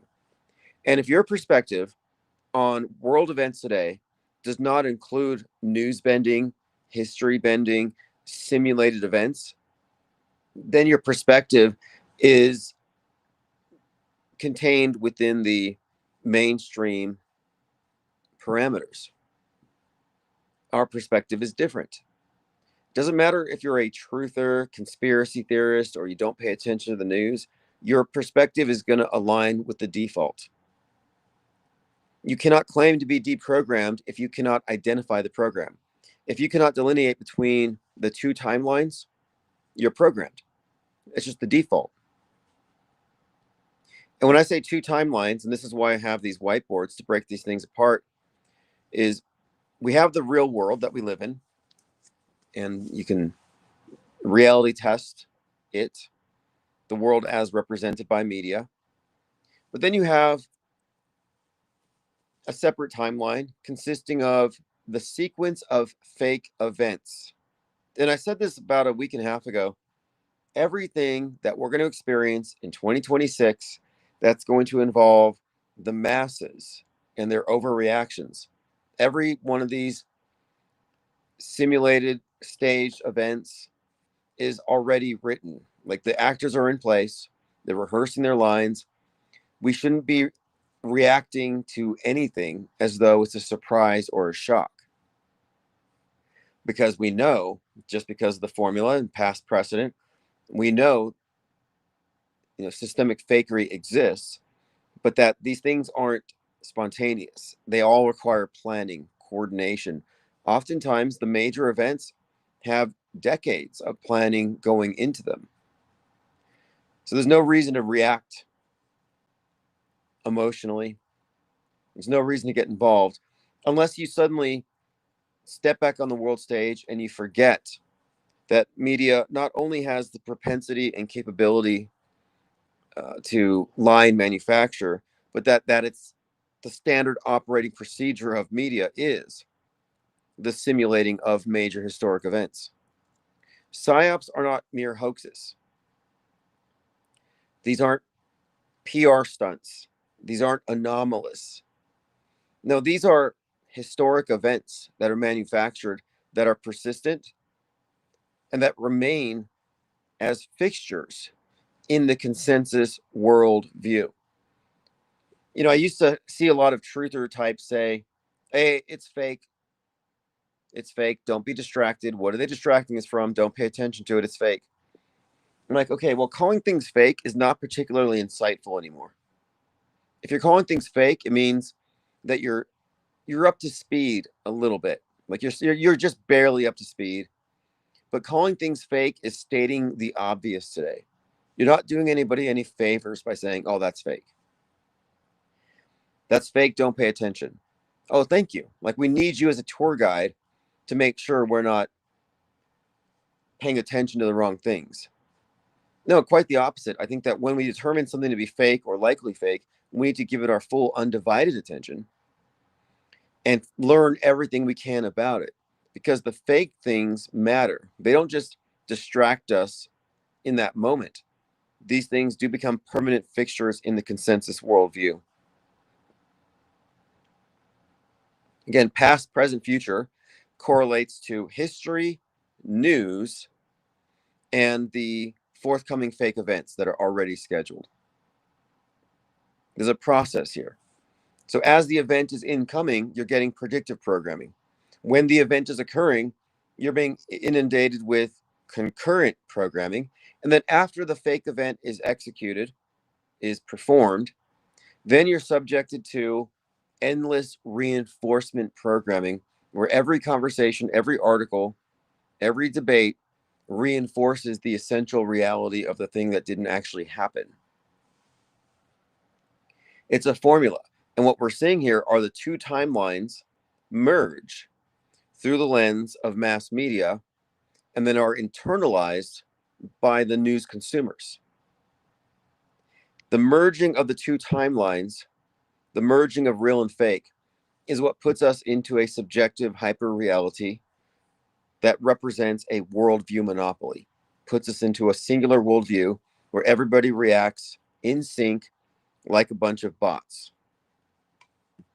We're seeing an example of it right now. We're seeing an example of the entire world responding in lockstep to something that, in all likelihood, didn't even happen. And that's because the fake has been superimposed over the real, and the fake stuff, which isn't all the news, nobody here says everything's fake. That's a lazy straw man people use. No, the small percentage of things that are fake, that are simulated, take up all the air, hog the spotlight, dominate the conversation, and everything else in the news cycle bounces off of it. Although you could say that everything reported from mainstream sources rests upon an edifice of fakery, because all the reportage presumes that what came before was actually real. But that doesn't mean everything is fake. But the fake dominates real. The fake stuff is what ends up being the dominant stories that become our history. So every fake event that we deconstruct gets carved into stone as though it really happened. The state manufactures these contemporary myths all the time. Myths, miracles, martyrs, villains. Dr. Bass Ackworth says, whenever you see an event that's perfectly driving a wedge between the blue and the red teams, it's clearly scripted. Yeah, exactly. The perfect bifurcation, because reality isn't split in two like that. You would have some diversity of opinion, but it's so lockstep, it's so perfectly split down the middle. And the reason for the wedge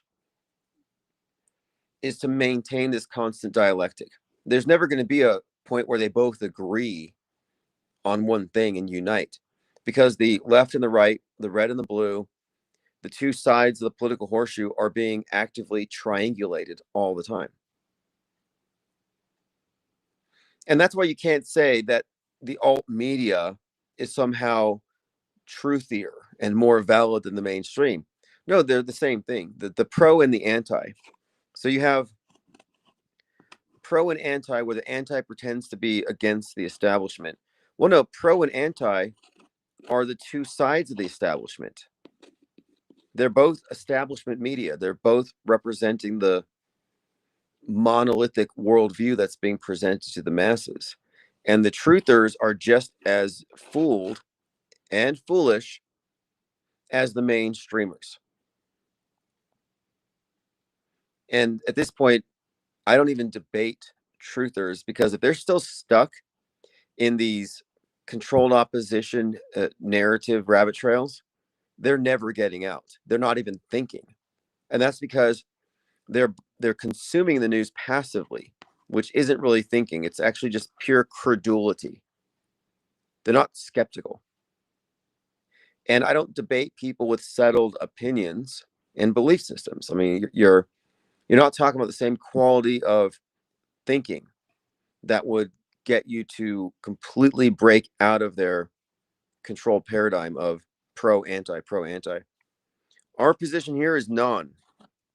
Like, if you don't smoke cigarettes, are you anti-cigarette? If you don't drink alcohol, are you anti-alcohol?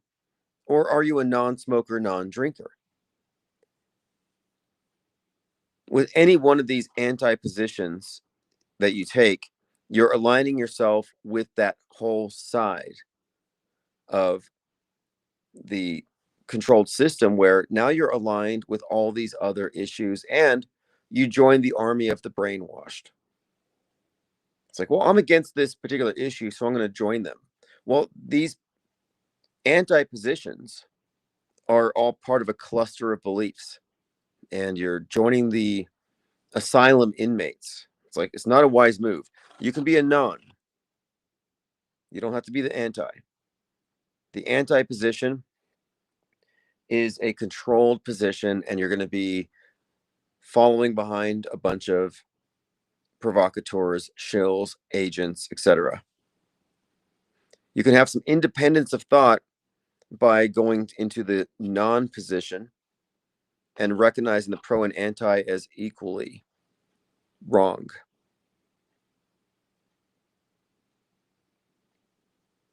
Dr. Bass Ackworth says that they report truth that's manipulated in a way to get a certain reaction. Yeah, this thing is incredibly well done in terms of getting the polarized responses. I mean, look at the George Floyd thing. This is such a hypocritical thing, where a lot of the anti-cop people, the sovereign citizens on the right, the guys who are all about, you can't pull me over, I'm not going to give you my license, it's my rights. But then they take sides with Derek Chauvin. Huge contradiction. And then even now, the right will say, well, George Floyd overdosed. Derek Chauvin did nothing wrong. There's efforts now to get Chauvin free, to get him out. Free Derek Chauvin is a thing. And they say, no, Biden killed him. Biden killed George Floyd because he opened the borders and let fentanyl in. It's like two different universes. Well, it's the same thing with this one, where the people on the right are going to say it was self-defense. that she was trying to run him over and he was justified in doing so. But you look at the footage and then it's like, well, she was turning the wheel to the right. So now you have all these armchair legal scholars and analysts talking about this thing in nuance, arguing that, well, no, it was self-defense. It was justified.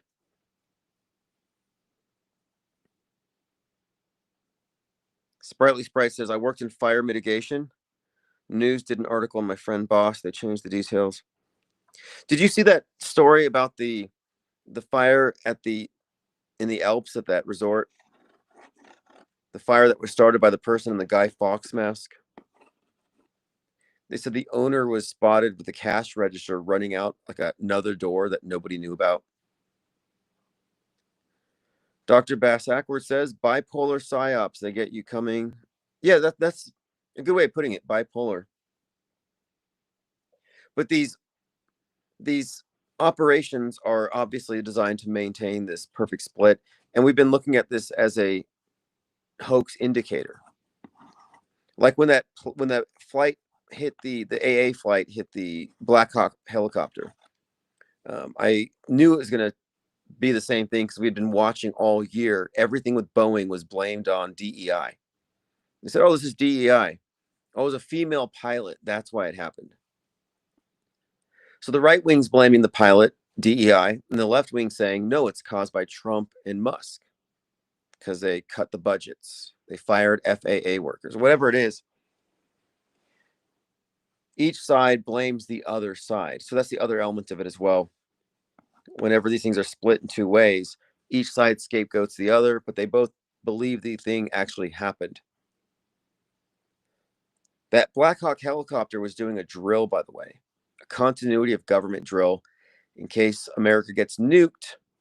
The VIPs are going to be in these Black Hawk helicopters to be evacuated, and that's what they were doing a drill for when that one was hit by that plane. But the narrative about it was the other side caused it with DEI. No, they caused it by cutting funding. So when you have the bifurcated response, both sides agree it happened. They just disagree on the cause and they blame each other. Perfect Hegelian dialectic. Like they both agree. That's the point. And in this case, both sides are operating on the premise that it happened. One side says it was justified. The other side says it wasn't. Rust of October says good was branded as a legal observer, a created term in 1968. Right. Legal observers are agitators and provocateurs. It still looks to me like a closed movie set. It wasn't a lot of people there. And it would be indistinguishable from a movie. You know, if you were just looking at it from the outside, you know, you wouldn't know. You don't know what's really going on. When it comes to these psyops, they're all closed movie sets. And anybody there as a spectator is likely part of it. These are mass casualty simulations, simulated events. You know, there's a movie that came out called A Trophy. I think it's called, let me see if I can find this show. I have to watch it.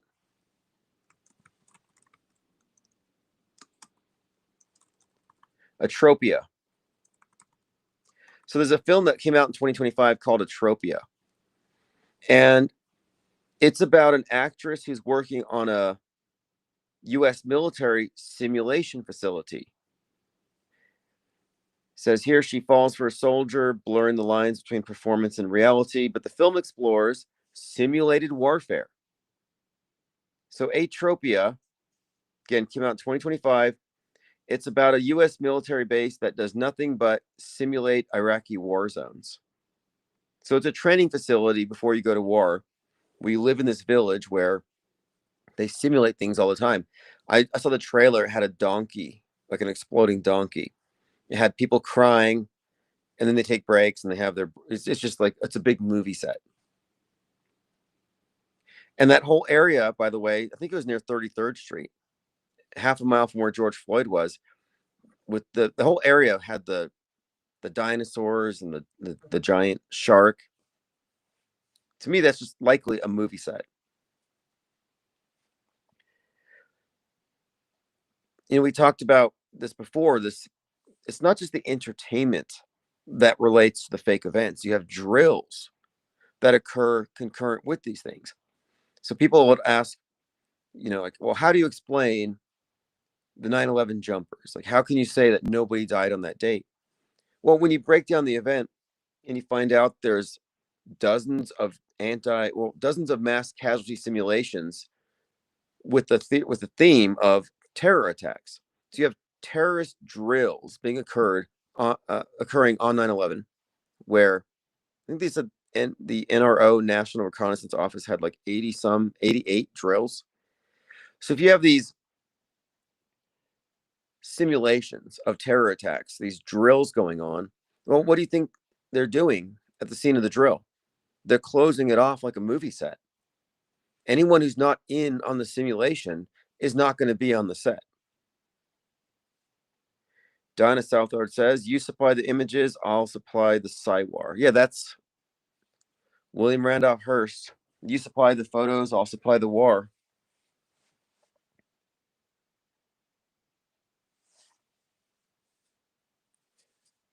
And in this case, it's just video clips and narratives. And then people are responding to their biases and what they've been conditioned to believe. All right, moving on. Going back to my Discord server.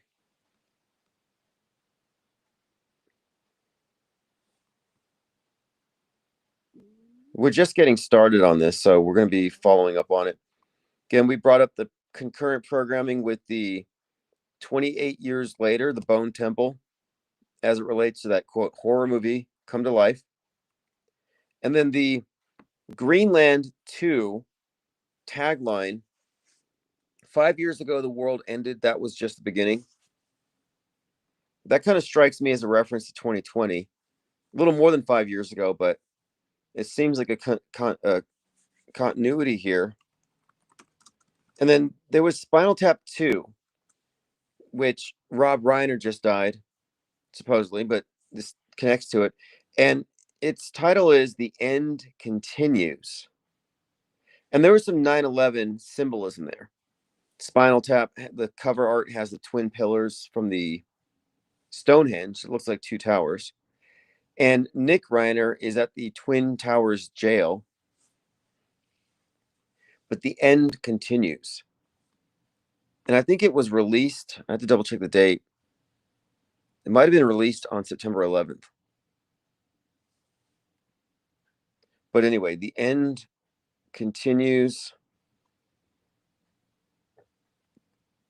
Seems to be like a repeated notion here. No, it was released on November 11th.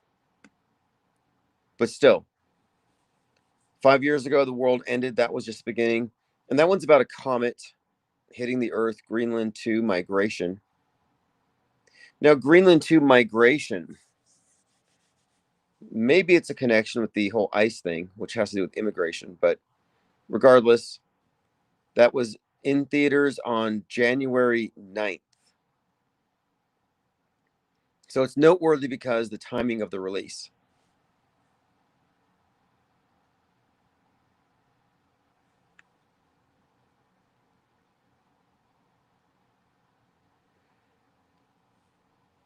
It's certainly not boring. We're not even 2 weeks into the new year, and it's already escalating.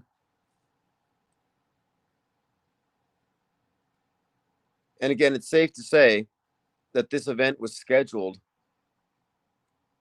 long before this week. This was already on the books. This was already going to happen. Last time I talked to Fakeologist, he had brought up, do you think that the PSYOP entertainment complex takes off for the holidays? Because we did have a very slow period. There was a lull. And it seemed to be the case that, yeah, there seems to be a lack of activity. Maybe they're getting set up for the next big thing.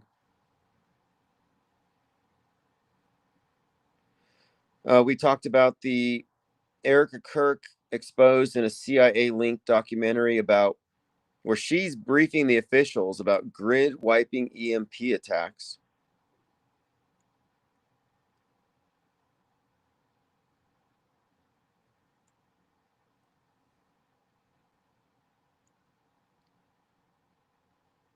Okay, moving on. I think I covered most of what I want to get through.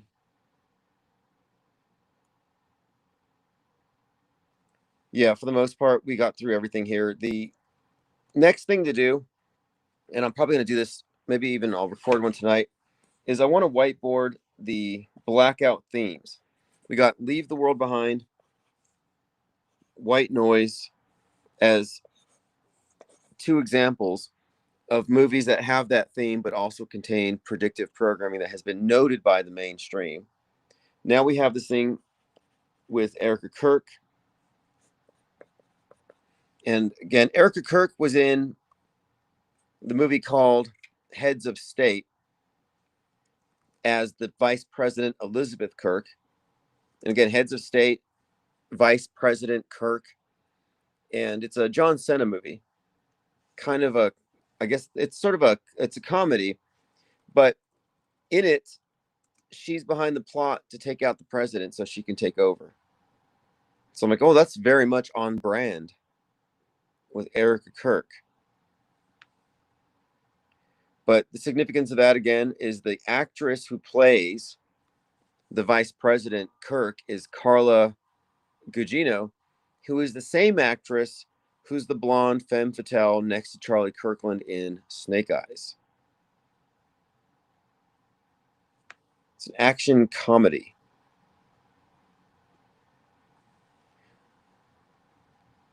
But according to Tempest, again, Erica Kirk was called the Storm at the memorial.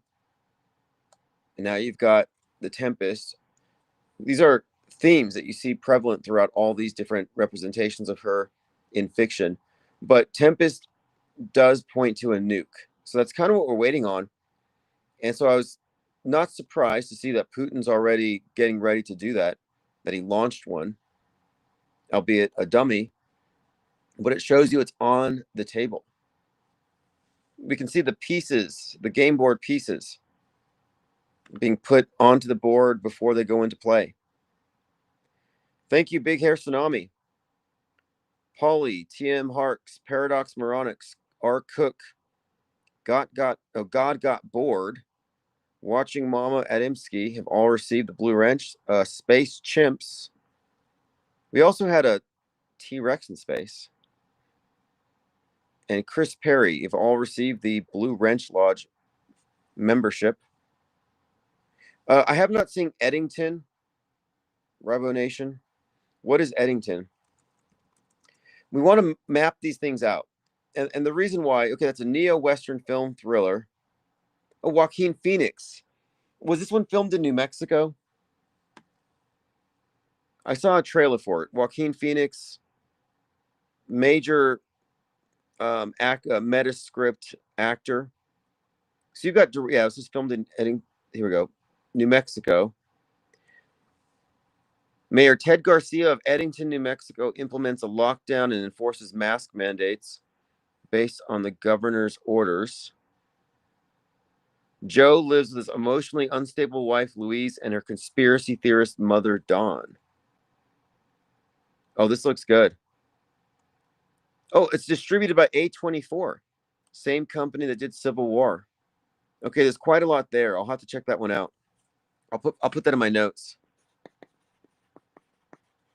Yeah, Jameer and May, we were talking about that Erica Kirk being part of a CIA-connected documentary about an EMP. It's called Black Start USA. Again, Black Start. And so blackouts, we were mapping this out before. The theme of blackout has been consistently connected with EMPs, but also with riots, even with BLM. There's a consistency here. So Black Start USA 2010. But yeah, I'll check out Eddington. Capital city of Greenland is Nuuk, says Lean Dion. Interesting. Interesting. And again, Trump's talking about taking Greenland so China doesn't get it. Meanwhile, this movie Greenland is, well, the sequel comes out. It's just now coming out. And it's about a comet hitting the Earth, and people who are, I guess, essential go to Greenland. Joe Cross says Ribonation, same director as, okay. Yeah, now Joaquin Phoenix is a significant actor in this one because of Joker. And Joker's underlying theme is kill the rich, class warfare, subway symbolism, the green hair. And the way they code these fictional universes and their associated characters is consistent across the board. So Joker and Batman is left and right. You know, Joker, communist, class warfare, underclass rising up. Batman is the privileged, the rich, representing fascists. And if you look at the way these two characters are represented in the movies, it's pretty much consistent.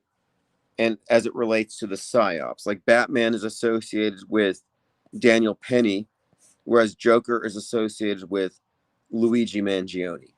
And if you look at the relationship between those two and their affiliated psyops, you can see them as Joker and Batman coded left and right, opposite sides. So Joker falls for the cracks. He's mentally ill, like Jordan Neely, who was killed by Daniel Penny, whereas Batman is privileged and rich.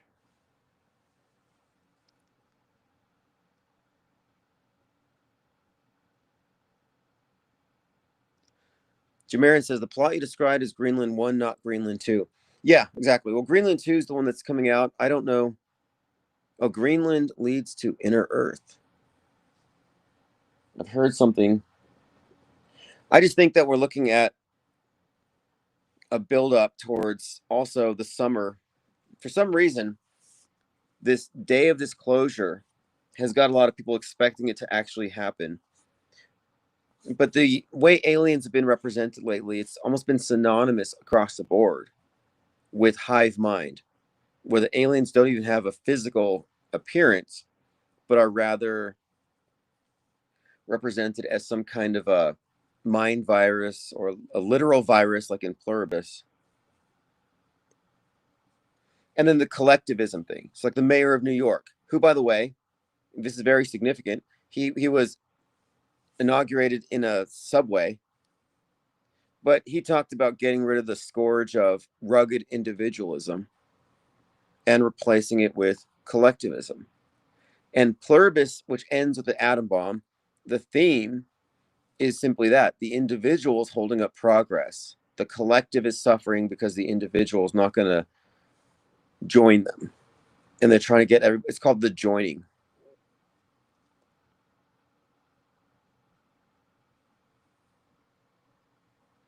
And then bees.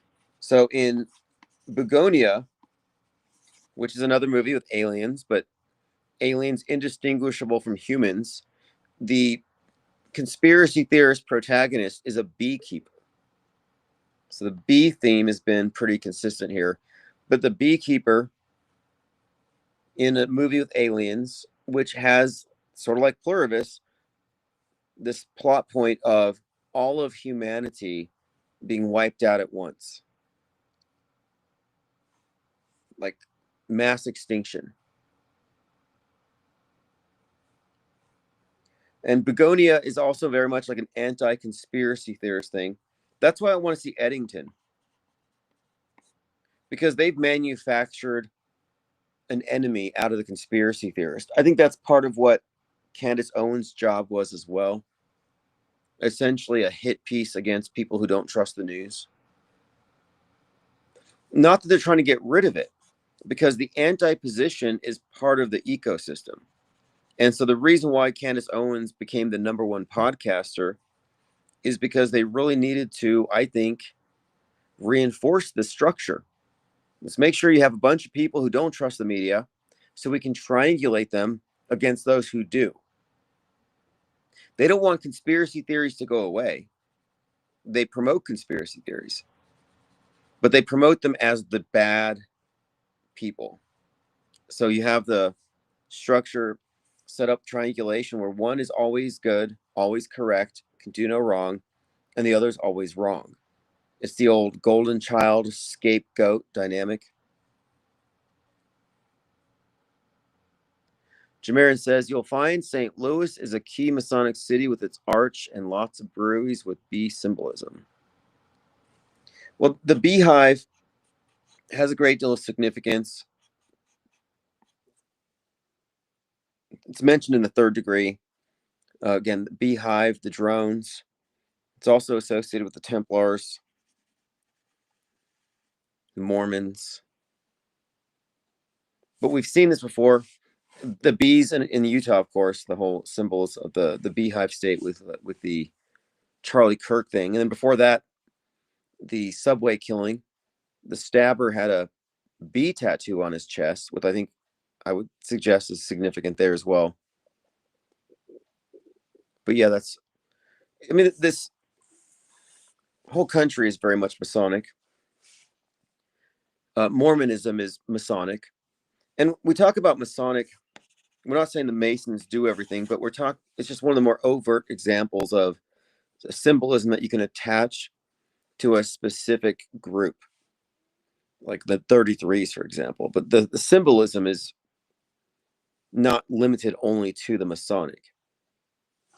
But and I was comparing I've been studying alchemy lately, like the alchemists. And alchemy is similar to Masonry in the sense that they're not talking about really building things out of stone. The Masons aren't going and building structures, but they use stoneworking as allegory for the spiritual progression of the member, the character development, but it's all just allegorical. Alchemy wasn't about doing chemistry, but it was about taking things like salt, sulfur, mercury as allegory for the body, soul, and spirit, and the transformation of consciousness. But it's just allegory. So this idea of symbolism is, it's inherent in the secret societies. It's in the esoteric aspects of mainstream religions even. But there's an esoteric in the movies. There's symbolic and esoteric meaning in the psyops, which we're consistently seeing. And it's not like we're saying this symbol means that because I saw it in this grimoire. No, we're looking at the meaning based upon like context. How was it consistently used? And it's become something of an ongoing joke, a running joke here, that when you see the number 33, you're probably dealing with a hoax. And when has that not been true? It's like every major fake event. In fact, I sent out half a dozen copies of the handbook for the recently deprogrammed, and I put the 33 PSYOP card as a bookmark. So if you're getting the books from me signed, I'm putting PSYOP trading cards as bookmarks. So the last 5 or 6 of you that order the book, you're going to have that card. And it's been this ongoing joke. I'll say, how many shots did Frank James fire into the subway? How old was the QAnon shaman when he ran into the Capitol? And we go down the list. Every time there's some kind of a fake event, there's always a very conspicuous 33. Like, we didn't write this stuff. And the best that I can ascertain is that this is internal code. 42, 33, very consistently used numbers. 42 is generally connected to the themes of blackouts, darkness, the Saturn stuff. Now, we noticed this for some time, but I really kind of honed in on it when in 2019 on 7/13, which was, the future date of Trump's shooting, 7/13/2019, there was a blackout in Manhattan on 42nd Street that put 42,000 people in the dark. And it was exactly 42 years to the day of the 1977 blackouts, during which the son of Sam was active. And I thought, blackouts, 42 years apart. What's with that? And as we map this stuff out, we see, okay, these numbers are consistently associated with the same themes. 42 is consistently associated with civil rights. For example, Mr. 42, Jackie Robinson. Rosa Parks. How old is Rosa Parks? When she famously refused to go to the back of the bus. 42. How old was George Floyd's driver and drug dealer? I think his name was Maurice Hall, the guy in the van. 42. His twin, Stephen Jackson, 42. But it's a repeated theme. So, what does this mean?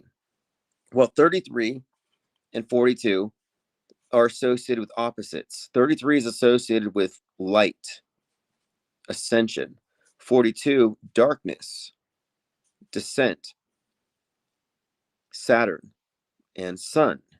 And I think this might even relate to the black and white pillars in the Masonic temple. Black and the white, the duality. And this also correlates with Batman and Joker, left and right. This is Batman dressed up in black, Joker with the white face paint. There's this consistent application of this, as we described even in this event, the splitting of the two sides. And these operations that all do the splitting seem to be doing so strategically to create this dialectic where you get order out of chaos. And order out of chaos happens to be the motto of the 33rd degree.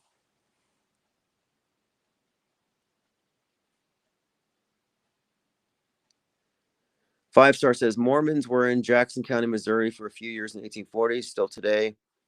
Tons of important buildings all over. And they say the second coming will be in Missouri.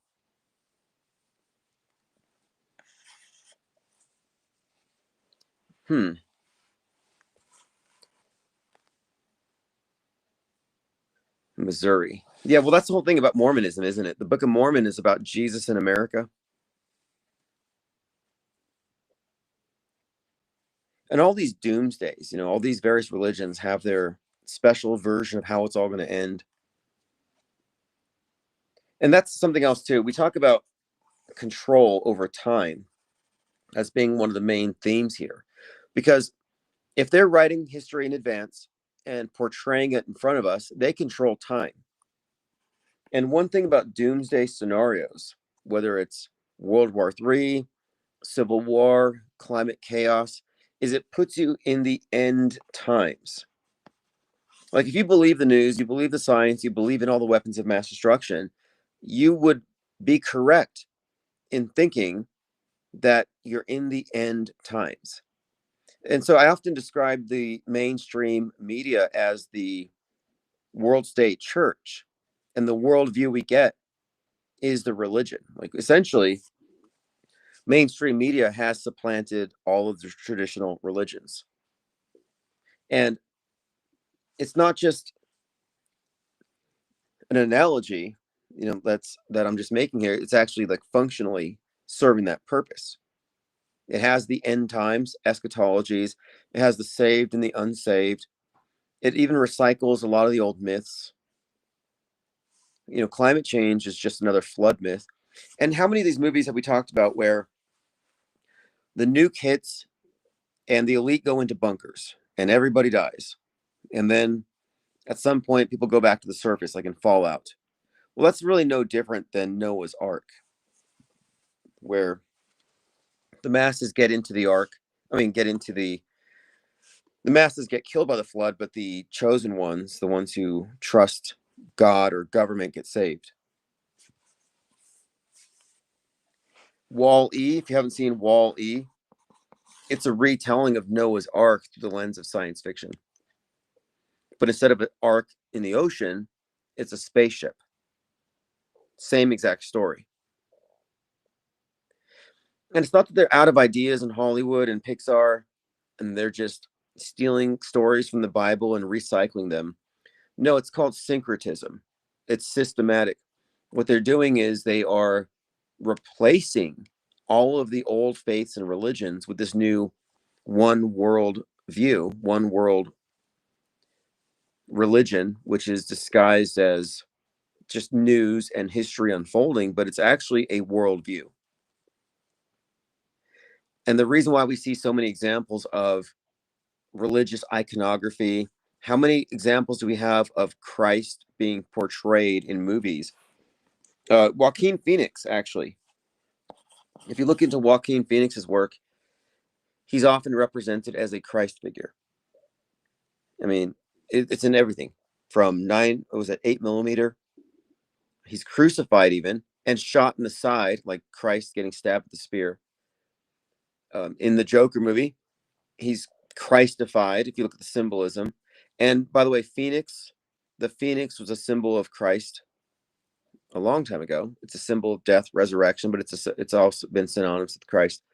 But Joaquin Phoenix has constantly been representing himself, or in his movies, he's been represented in the subtext as Christ, as this having the same theme, but it's not unintentional. And it's not that they're trying to convert people or, again, borrow from religions in that sense, but they're actually amalgamating it.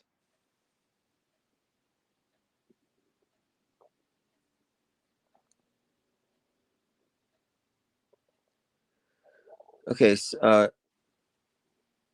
5-star says, I wonder what your thoughts are on the moon orbit on 2.6, puts humans farthest out in space ever. Blows my mind. NASA's getting $100 billion for it. Do you remember the Artemis project where they were, I think it was even was it a 42-day mission? They sent something around the moon and back. Now they're planning on doing something with people on it. But when they did that, NASA released a video, an animation of a rocket going around the moon, the capsule. They showed the whole thing, how it would be done, but it was all computer animation. But they had to put a note on there. This is animation.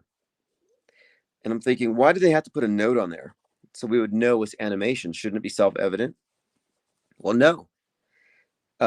Because the stuff they show us that's, quote, real looks so much like animation that they have to specify it. Otherwise, people would think they already did the mission. But my point of view on NASA is pretty much that the space program is about programming the space between your ears. That outer space is really just a way for them to contextualize our collective experience, because now we live in one world as they present it. It's a closed system. It's imperiled by human beings because we're a bunch of polluters. And once they've established the game board and its parameters and its closed nature, then they can set up scarcity, and then they can make the case that it's a commons. One person doesn't cover his mouth, everybody gets sick. One person can threaten entire systems. So if you look at the systems, outer space is now a commons, low Earth orbit. And who's messing up low Earth orbit with space junk? Elon Musk. The Chinese space station was hit by I don't know if it was a Starlink, but it was hit by something. Cyberspace is another commons. It's a global commons. And one person, Elon Musk, is single-handedly filling it up with mind junk, making it dangerous for everybody. So one of the lessons that we've been shown over the last few years is that we cannot let individuals have too much power and influence, because one person can destroy an entire system, a commons. And Musk is that designated villain who has made cyberspace and outer space both into areas that are possibly in danger, where, again, these are like lessons we're being taught. Like this is what pluribus is about. And this is what the mayor of New York was discussing when he said we have to get rid of the rugged individualism in favor of collectivism, because now everything's collectivized. Everything's a commons. The individual is the threat to the herd.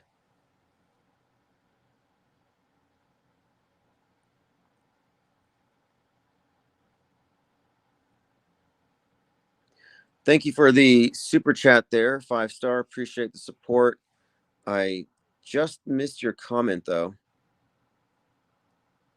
My laptop died, so I'm looking at my small screen here, and I can hardly read these things.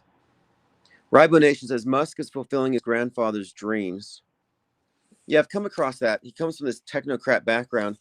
And Elon Musk is another one of these characters that is a Frankenstein's monster amalgamation of a lot of different characters. And one of his personages is actually Werner von Braun. Von Braun, of course, former Nazi, who wrote Mars, a technical tale about the colonizing of Mars by the Elon.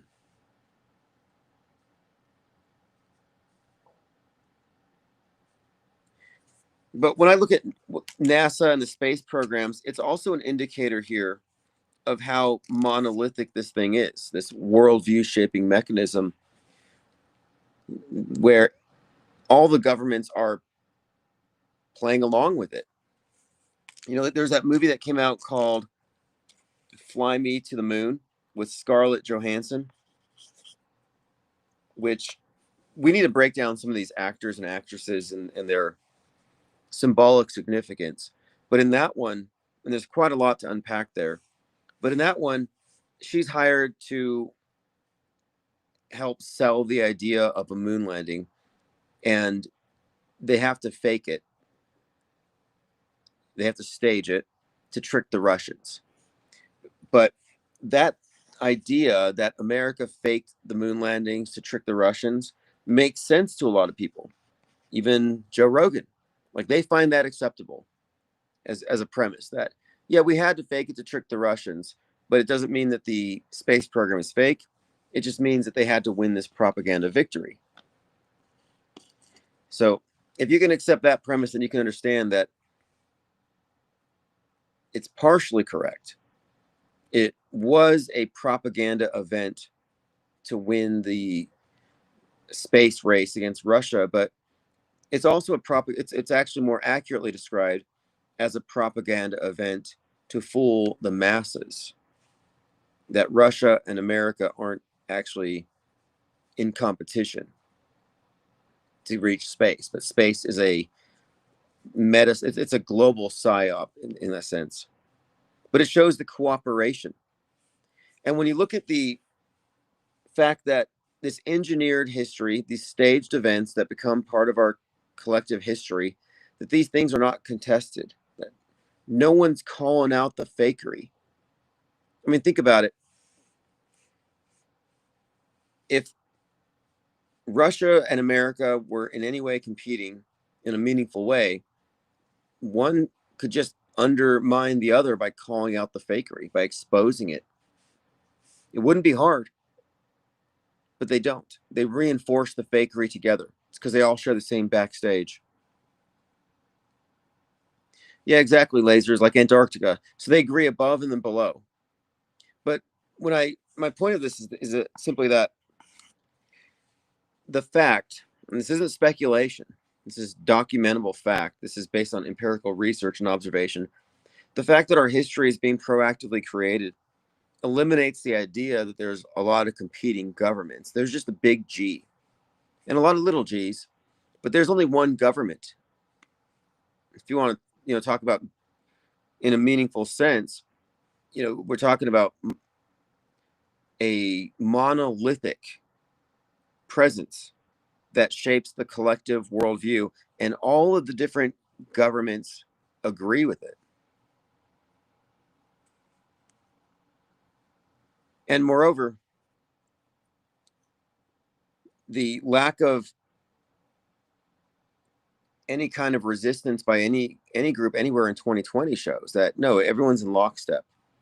So if we're correct about this, and we are, it's not even an if, but if these events are being manufactured and they're being planned in advance, then it really kind of destroys the idea that we have any power in the outcomes. And what does it matter anyway if these major events are staged? In other words,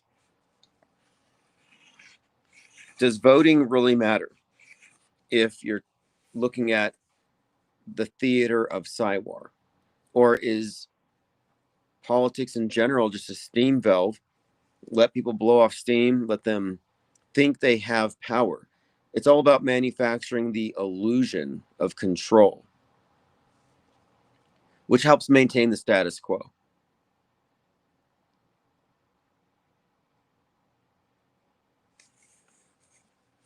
There's kind of this interesting bit of trivia.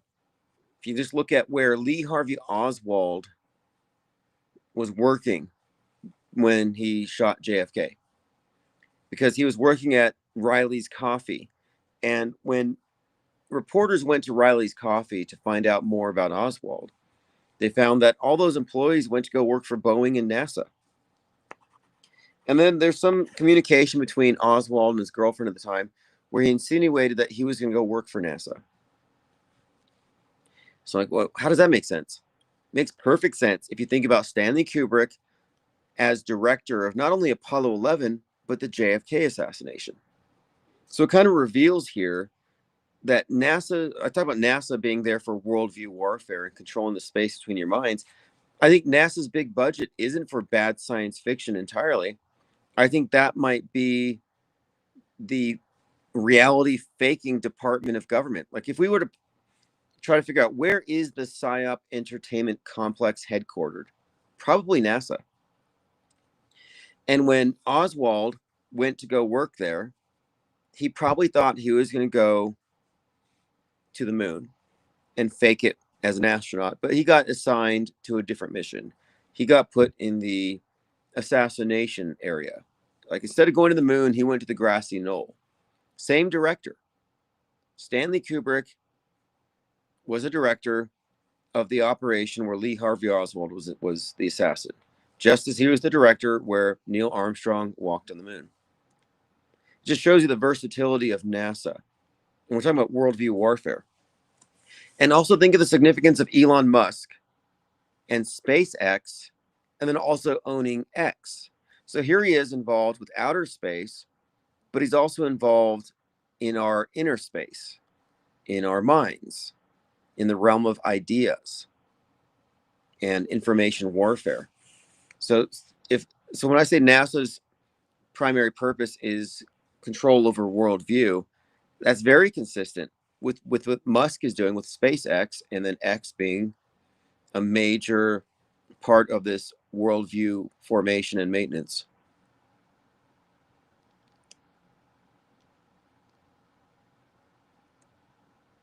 And then Watching Mama says, one world government explains how they shut down the whole world in 2020.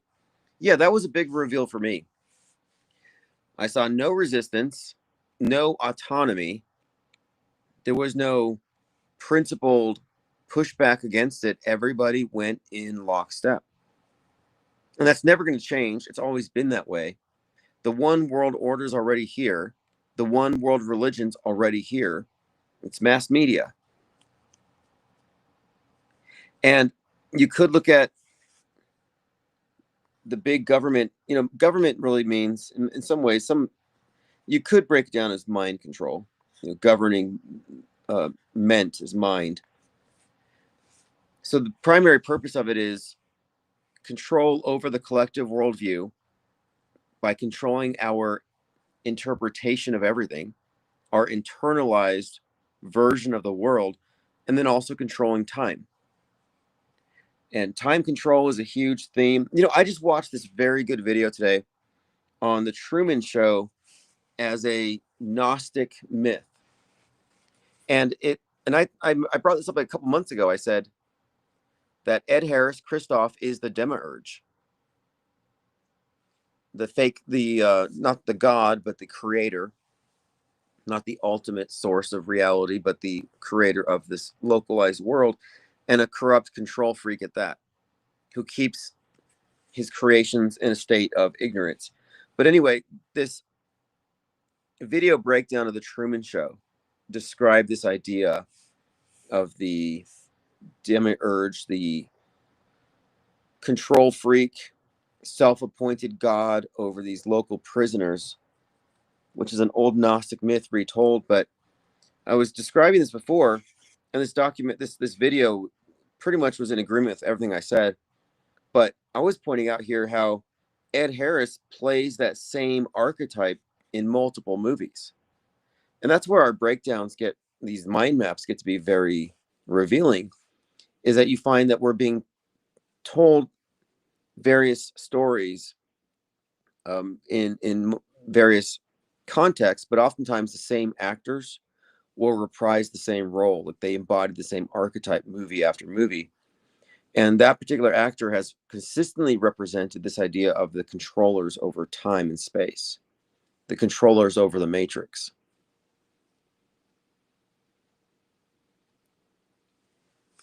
Ribo Nation says January 6th feels like a Kubrick psyop, or less like a Kubrick and more like a Michael Bay movie, accidentally wandering into a Paul Greengrass documentary with Adam McKay narrating from the sidelines. Well, there's a lot of these big events have multiple contributors in terms of the psyop reinforcement content, the foreshadowing, the predictive programming. But January 6th, the 1-6 code goes back as far as Waco, where it's 1.6 million rounds that caused the ATF to go in. But there's indications that multiple directors contribute to the big psyops. Kubrick is definitely one of the major metascriptors of 20th century psyops, but his influence and input can be seen in 2020 for sure, foreshadowed as far back as 2001 Space Odyssey. But Tom Clancy, in the realm of novels, is being represented right now with Venezuela.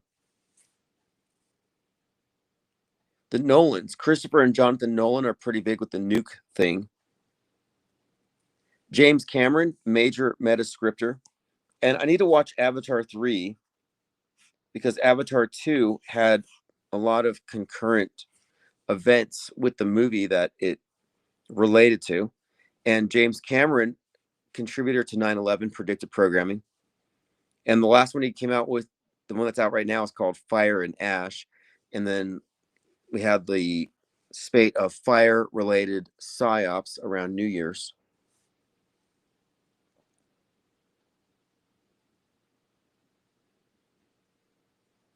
Laser say, I'm just wondering what NASA is doing to require 67 million per day.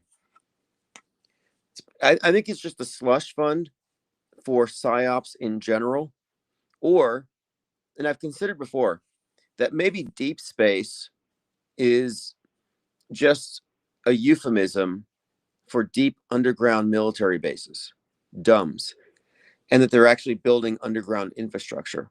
Like Mars is probably, I think it's already there. It's already been built. It's probably beneath Denver. Maybe it's in Nevada. Could even be China. It could be in multiple places. But Mars is most likely underground. And when you go to Mars, it's not terraformed. You're going to be underground anyway. So the fake Mars bases have, I think, already been built. And that's where all the money's probably going. Copacetic says crisis actor payroll. Yeah, no kidding. There's been some big winners. Like the guy that stopped the Bondi shooting made 2.5 million on GoFundMe. And I think the wife of Renee Good might have made out pretty much with a pretty solid GoFundMe. Somebody should set up a GoFundMe for that dog, for Hazelnut. You could probably set up a GoFundMe account for the ICE agent that shot her, and it would probably get just as much money. Like we saw so GoFundMe seems to fund a lot of these events. You had the GoFundMe competition between that racist on the playground, Shiloh Hendricks, and Carmelo Anthony, who stabbed one of the twin brothers, where they're each getting funding, and GoFundMe let it go. And the rhetoric in the comments was pretty bad. And once they each made it up to $1 million or whatever, GoFundMe blocked the comments. But generally, you'll find that GoFundMe will pay for the leftists in their left-wing leaning psyops, And give, send, go will fund the right wingers. Like, for example, Daniel Penny is one of the top earning give, send, go crowdfund recipients. The difference is give, send, go also adds prayers.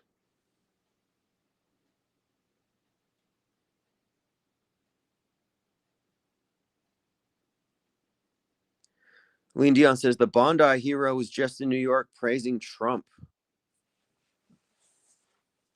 Interesting. Yeah, Bondi was a fascinating one because you had the cheesecloth guy. You had an actor shot in the head doing selfies and then talking about how he got shot in the head, who was at the 10-7. So the 10-7 event, now he goes to a Hanukkah event, same thing happens to him. Meanwhile, Brown University had two different students who had both survived different school shooting events previously.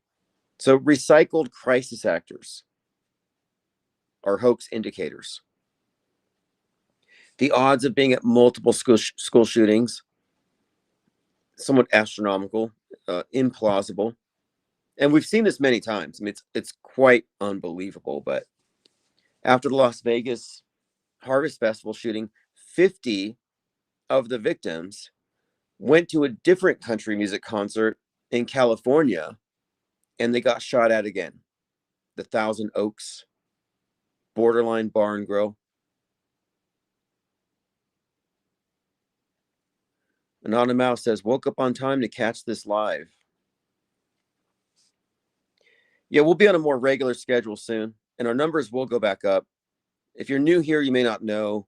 When the channel started, our numbers were usually 300 or 400 live. But we've had to confront a lot of distractions. And, I don't really use the word censorship because we're not really censored. The media does not even acknowledge this viewpoint.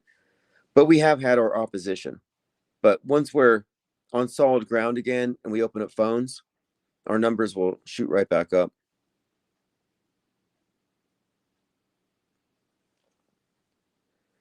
But for the last year, we've been focusing on quality over quantity with great results.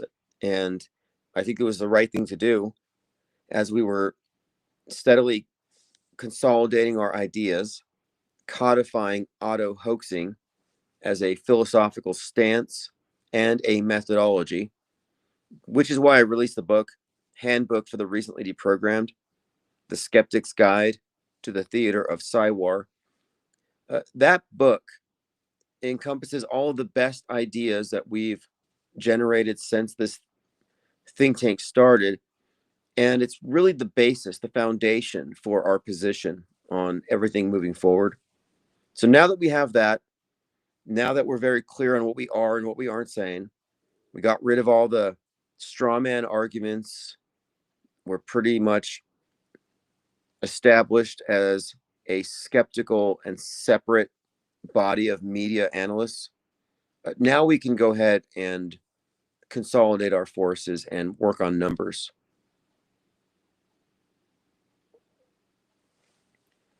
But anyway, we'll continue this conversation tomorrow. I'm going to have to upload some archives.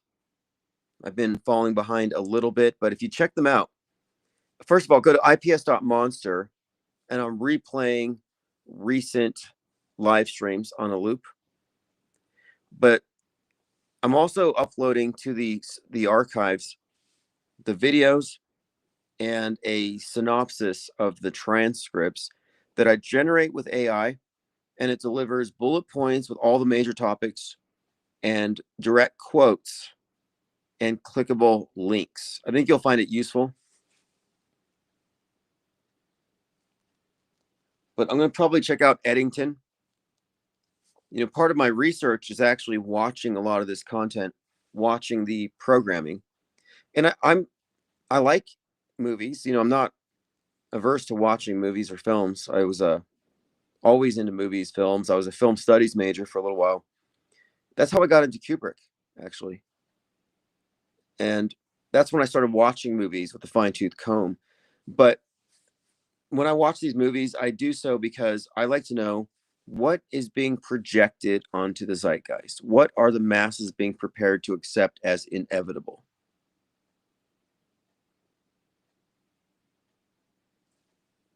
And based on our understanding of the world stage and what it's built upon, systemic fakery, we're able to, as you can with any model, extrapolate outcomes, make predictions.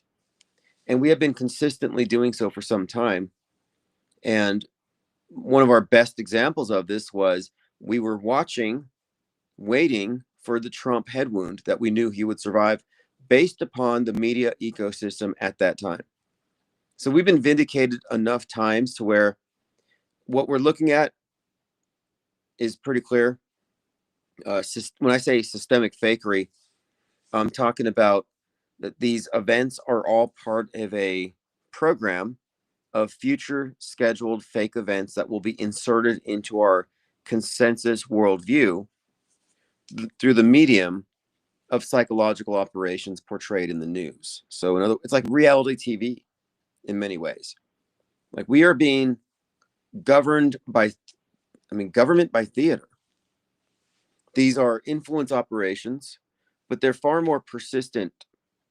They're not mere PR stunts, but we're watching the making of history right in front of our eyes. And it doesn't matter what we see, what we know. It matters what the consensus will believe. We're in a world of believers, and as knowers who insist on knowing rather than just passively believing things, we're outliers. And our perspective is not acknowledged, it has no representation. And anybody who noticed the fakery of 910 with Charlie Kirk had to come to the realization that their perspective will never be echoed or mirrored or acknowledged by anybody in alt media or mainstream. Candace Owens is the biggest voice in the Charlie Kirk conspiracy theorizing, and she will not talk about squibs. And that's because this is a controlled system. So we've had to establish our own separate platform for media skeptics who have a deeper, I'll just say, a wider field of information, a wider situational awareness. We're not limited to main and alt, but rather our perspective encompasses a wider array of information and viewpoints and understandings. And the truther side of things has been consistently getting the wrong information. They've been trusting the wrong sources, and they've been misled. Mainstream truthers never figured out what predictive programming is or what causes it or what its purpose is. We figured that out. So on that basis alone, we've split off because they're never going to be correct. They're not oriented towards truth. They're part of this triangulation system where they're just going with the program.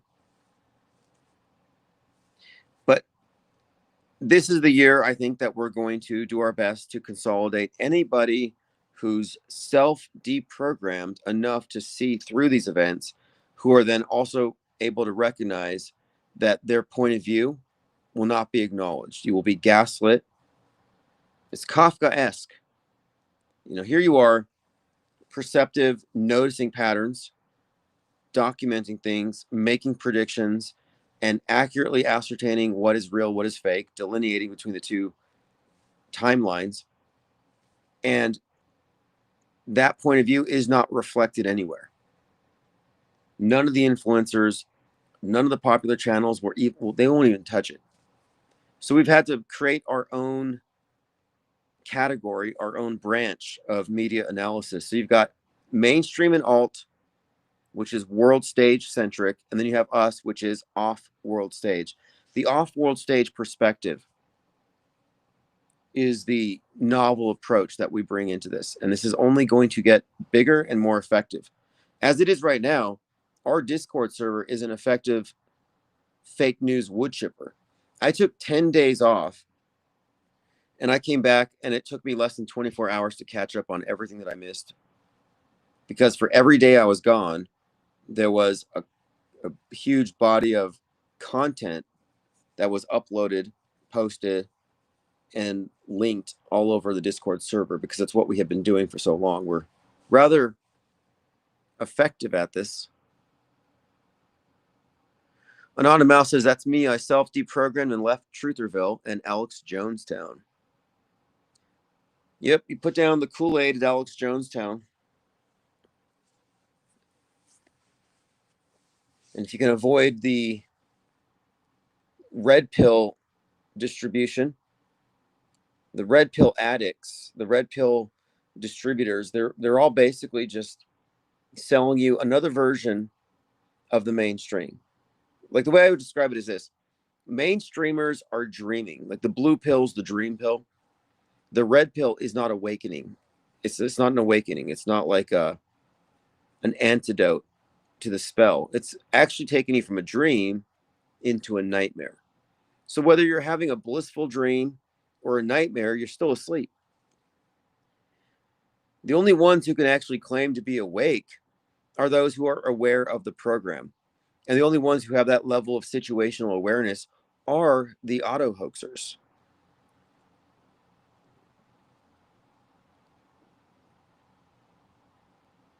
All right, thanks for your comments and participation in the IPS think tank. This has been the Infinite Plane Saturday Night Live for January 10th, 2026. We'll continue this analysis tomorrow. I'll catch up on archives and we'll see where things have progressed. But I want to say thanks to everyone for the research. The great findings that I noted today, of course, were the Greenland 2 and 28 days later with the Bone Temple. Like, this is what we're looking for. Concurrent programming is cutting edge. Predictive programming has been noted for some time, but that doesn't tell the whole story. The concurrent programming reveals the coordination between mainstream entertainment and fake events. That is damning. It's consistent, it's predictable, and it's very revealing. And one of the reasons why I think it's been buried so much is that when you're dealing with psyops, you don't know who's behind it. Various organizations, government entities. But when it comes to predictive programming, you can start naming collaborators. You can name directors who are sellouts to government, who are creating psyop reinforcement content, who are helping to manufacture history, who are part of the mass brainwashing operations. It's like, oh yeah, we can name names: authors, directors, musicians, podcasters. It doesn't mean they know the entirety of what they're a part of, but it shows they are indeed a part of it. So our next phase here is the Great Deconstruction. The Great Deconstruction, which we're kicking off here now, is going to be the systematic breakdown of every fake event going back for the last 100 years on a timeline. We're going to reconstruct the fake timeline that they superimposed over the real one. And as we reconstruct it, we're going to have it juxtaposed in 3 columns with these 2 other columns. So you're going to have the mainstream view of what happened, the alternative view, and then the off-world stage perspective, which is inclusive of all of the predictive and concurrent programming. And what we're going to reveal with this is the timelines involved, like the time frames. How far in advance are these various events planned? Because the further in advance they're planned, the less you can claim that we have any control over what's happening, the more it reveals that there's total monopolies going on here with regard to our manufactured reality. That we have fictional universes superimposed over the real thing, and the masses who are passively consuming media live in this fusion between real and fake. This is hyper reality, as Baudrillard would describe it. And I think it's worse than he even thought. You could find these thinkers, these philosophers like Marshall McLuhan and Baudrillard and many others who notice that we're essentially living in a simulation enhanced reality, but I don't think any of them got the full extent of it. They wouldn't have been able to. When you're in the closed system, your options are very limited. The reality itself is guardrailed. Our perspective is from outside the Truman Show. And you can't claim to be outside the Truman Show if you're not fully apprised of media, fakery, and manipulation and the full extent of it.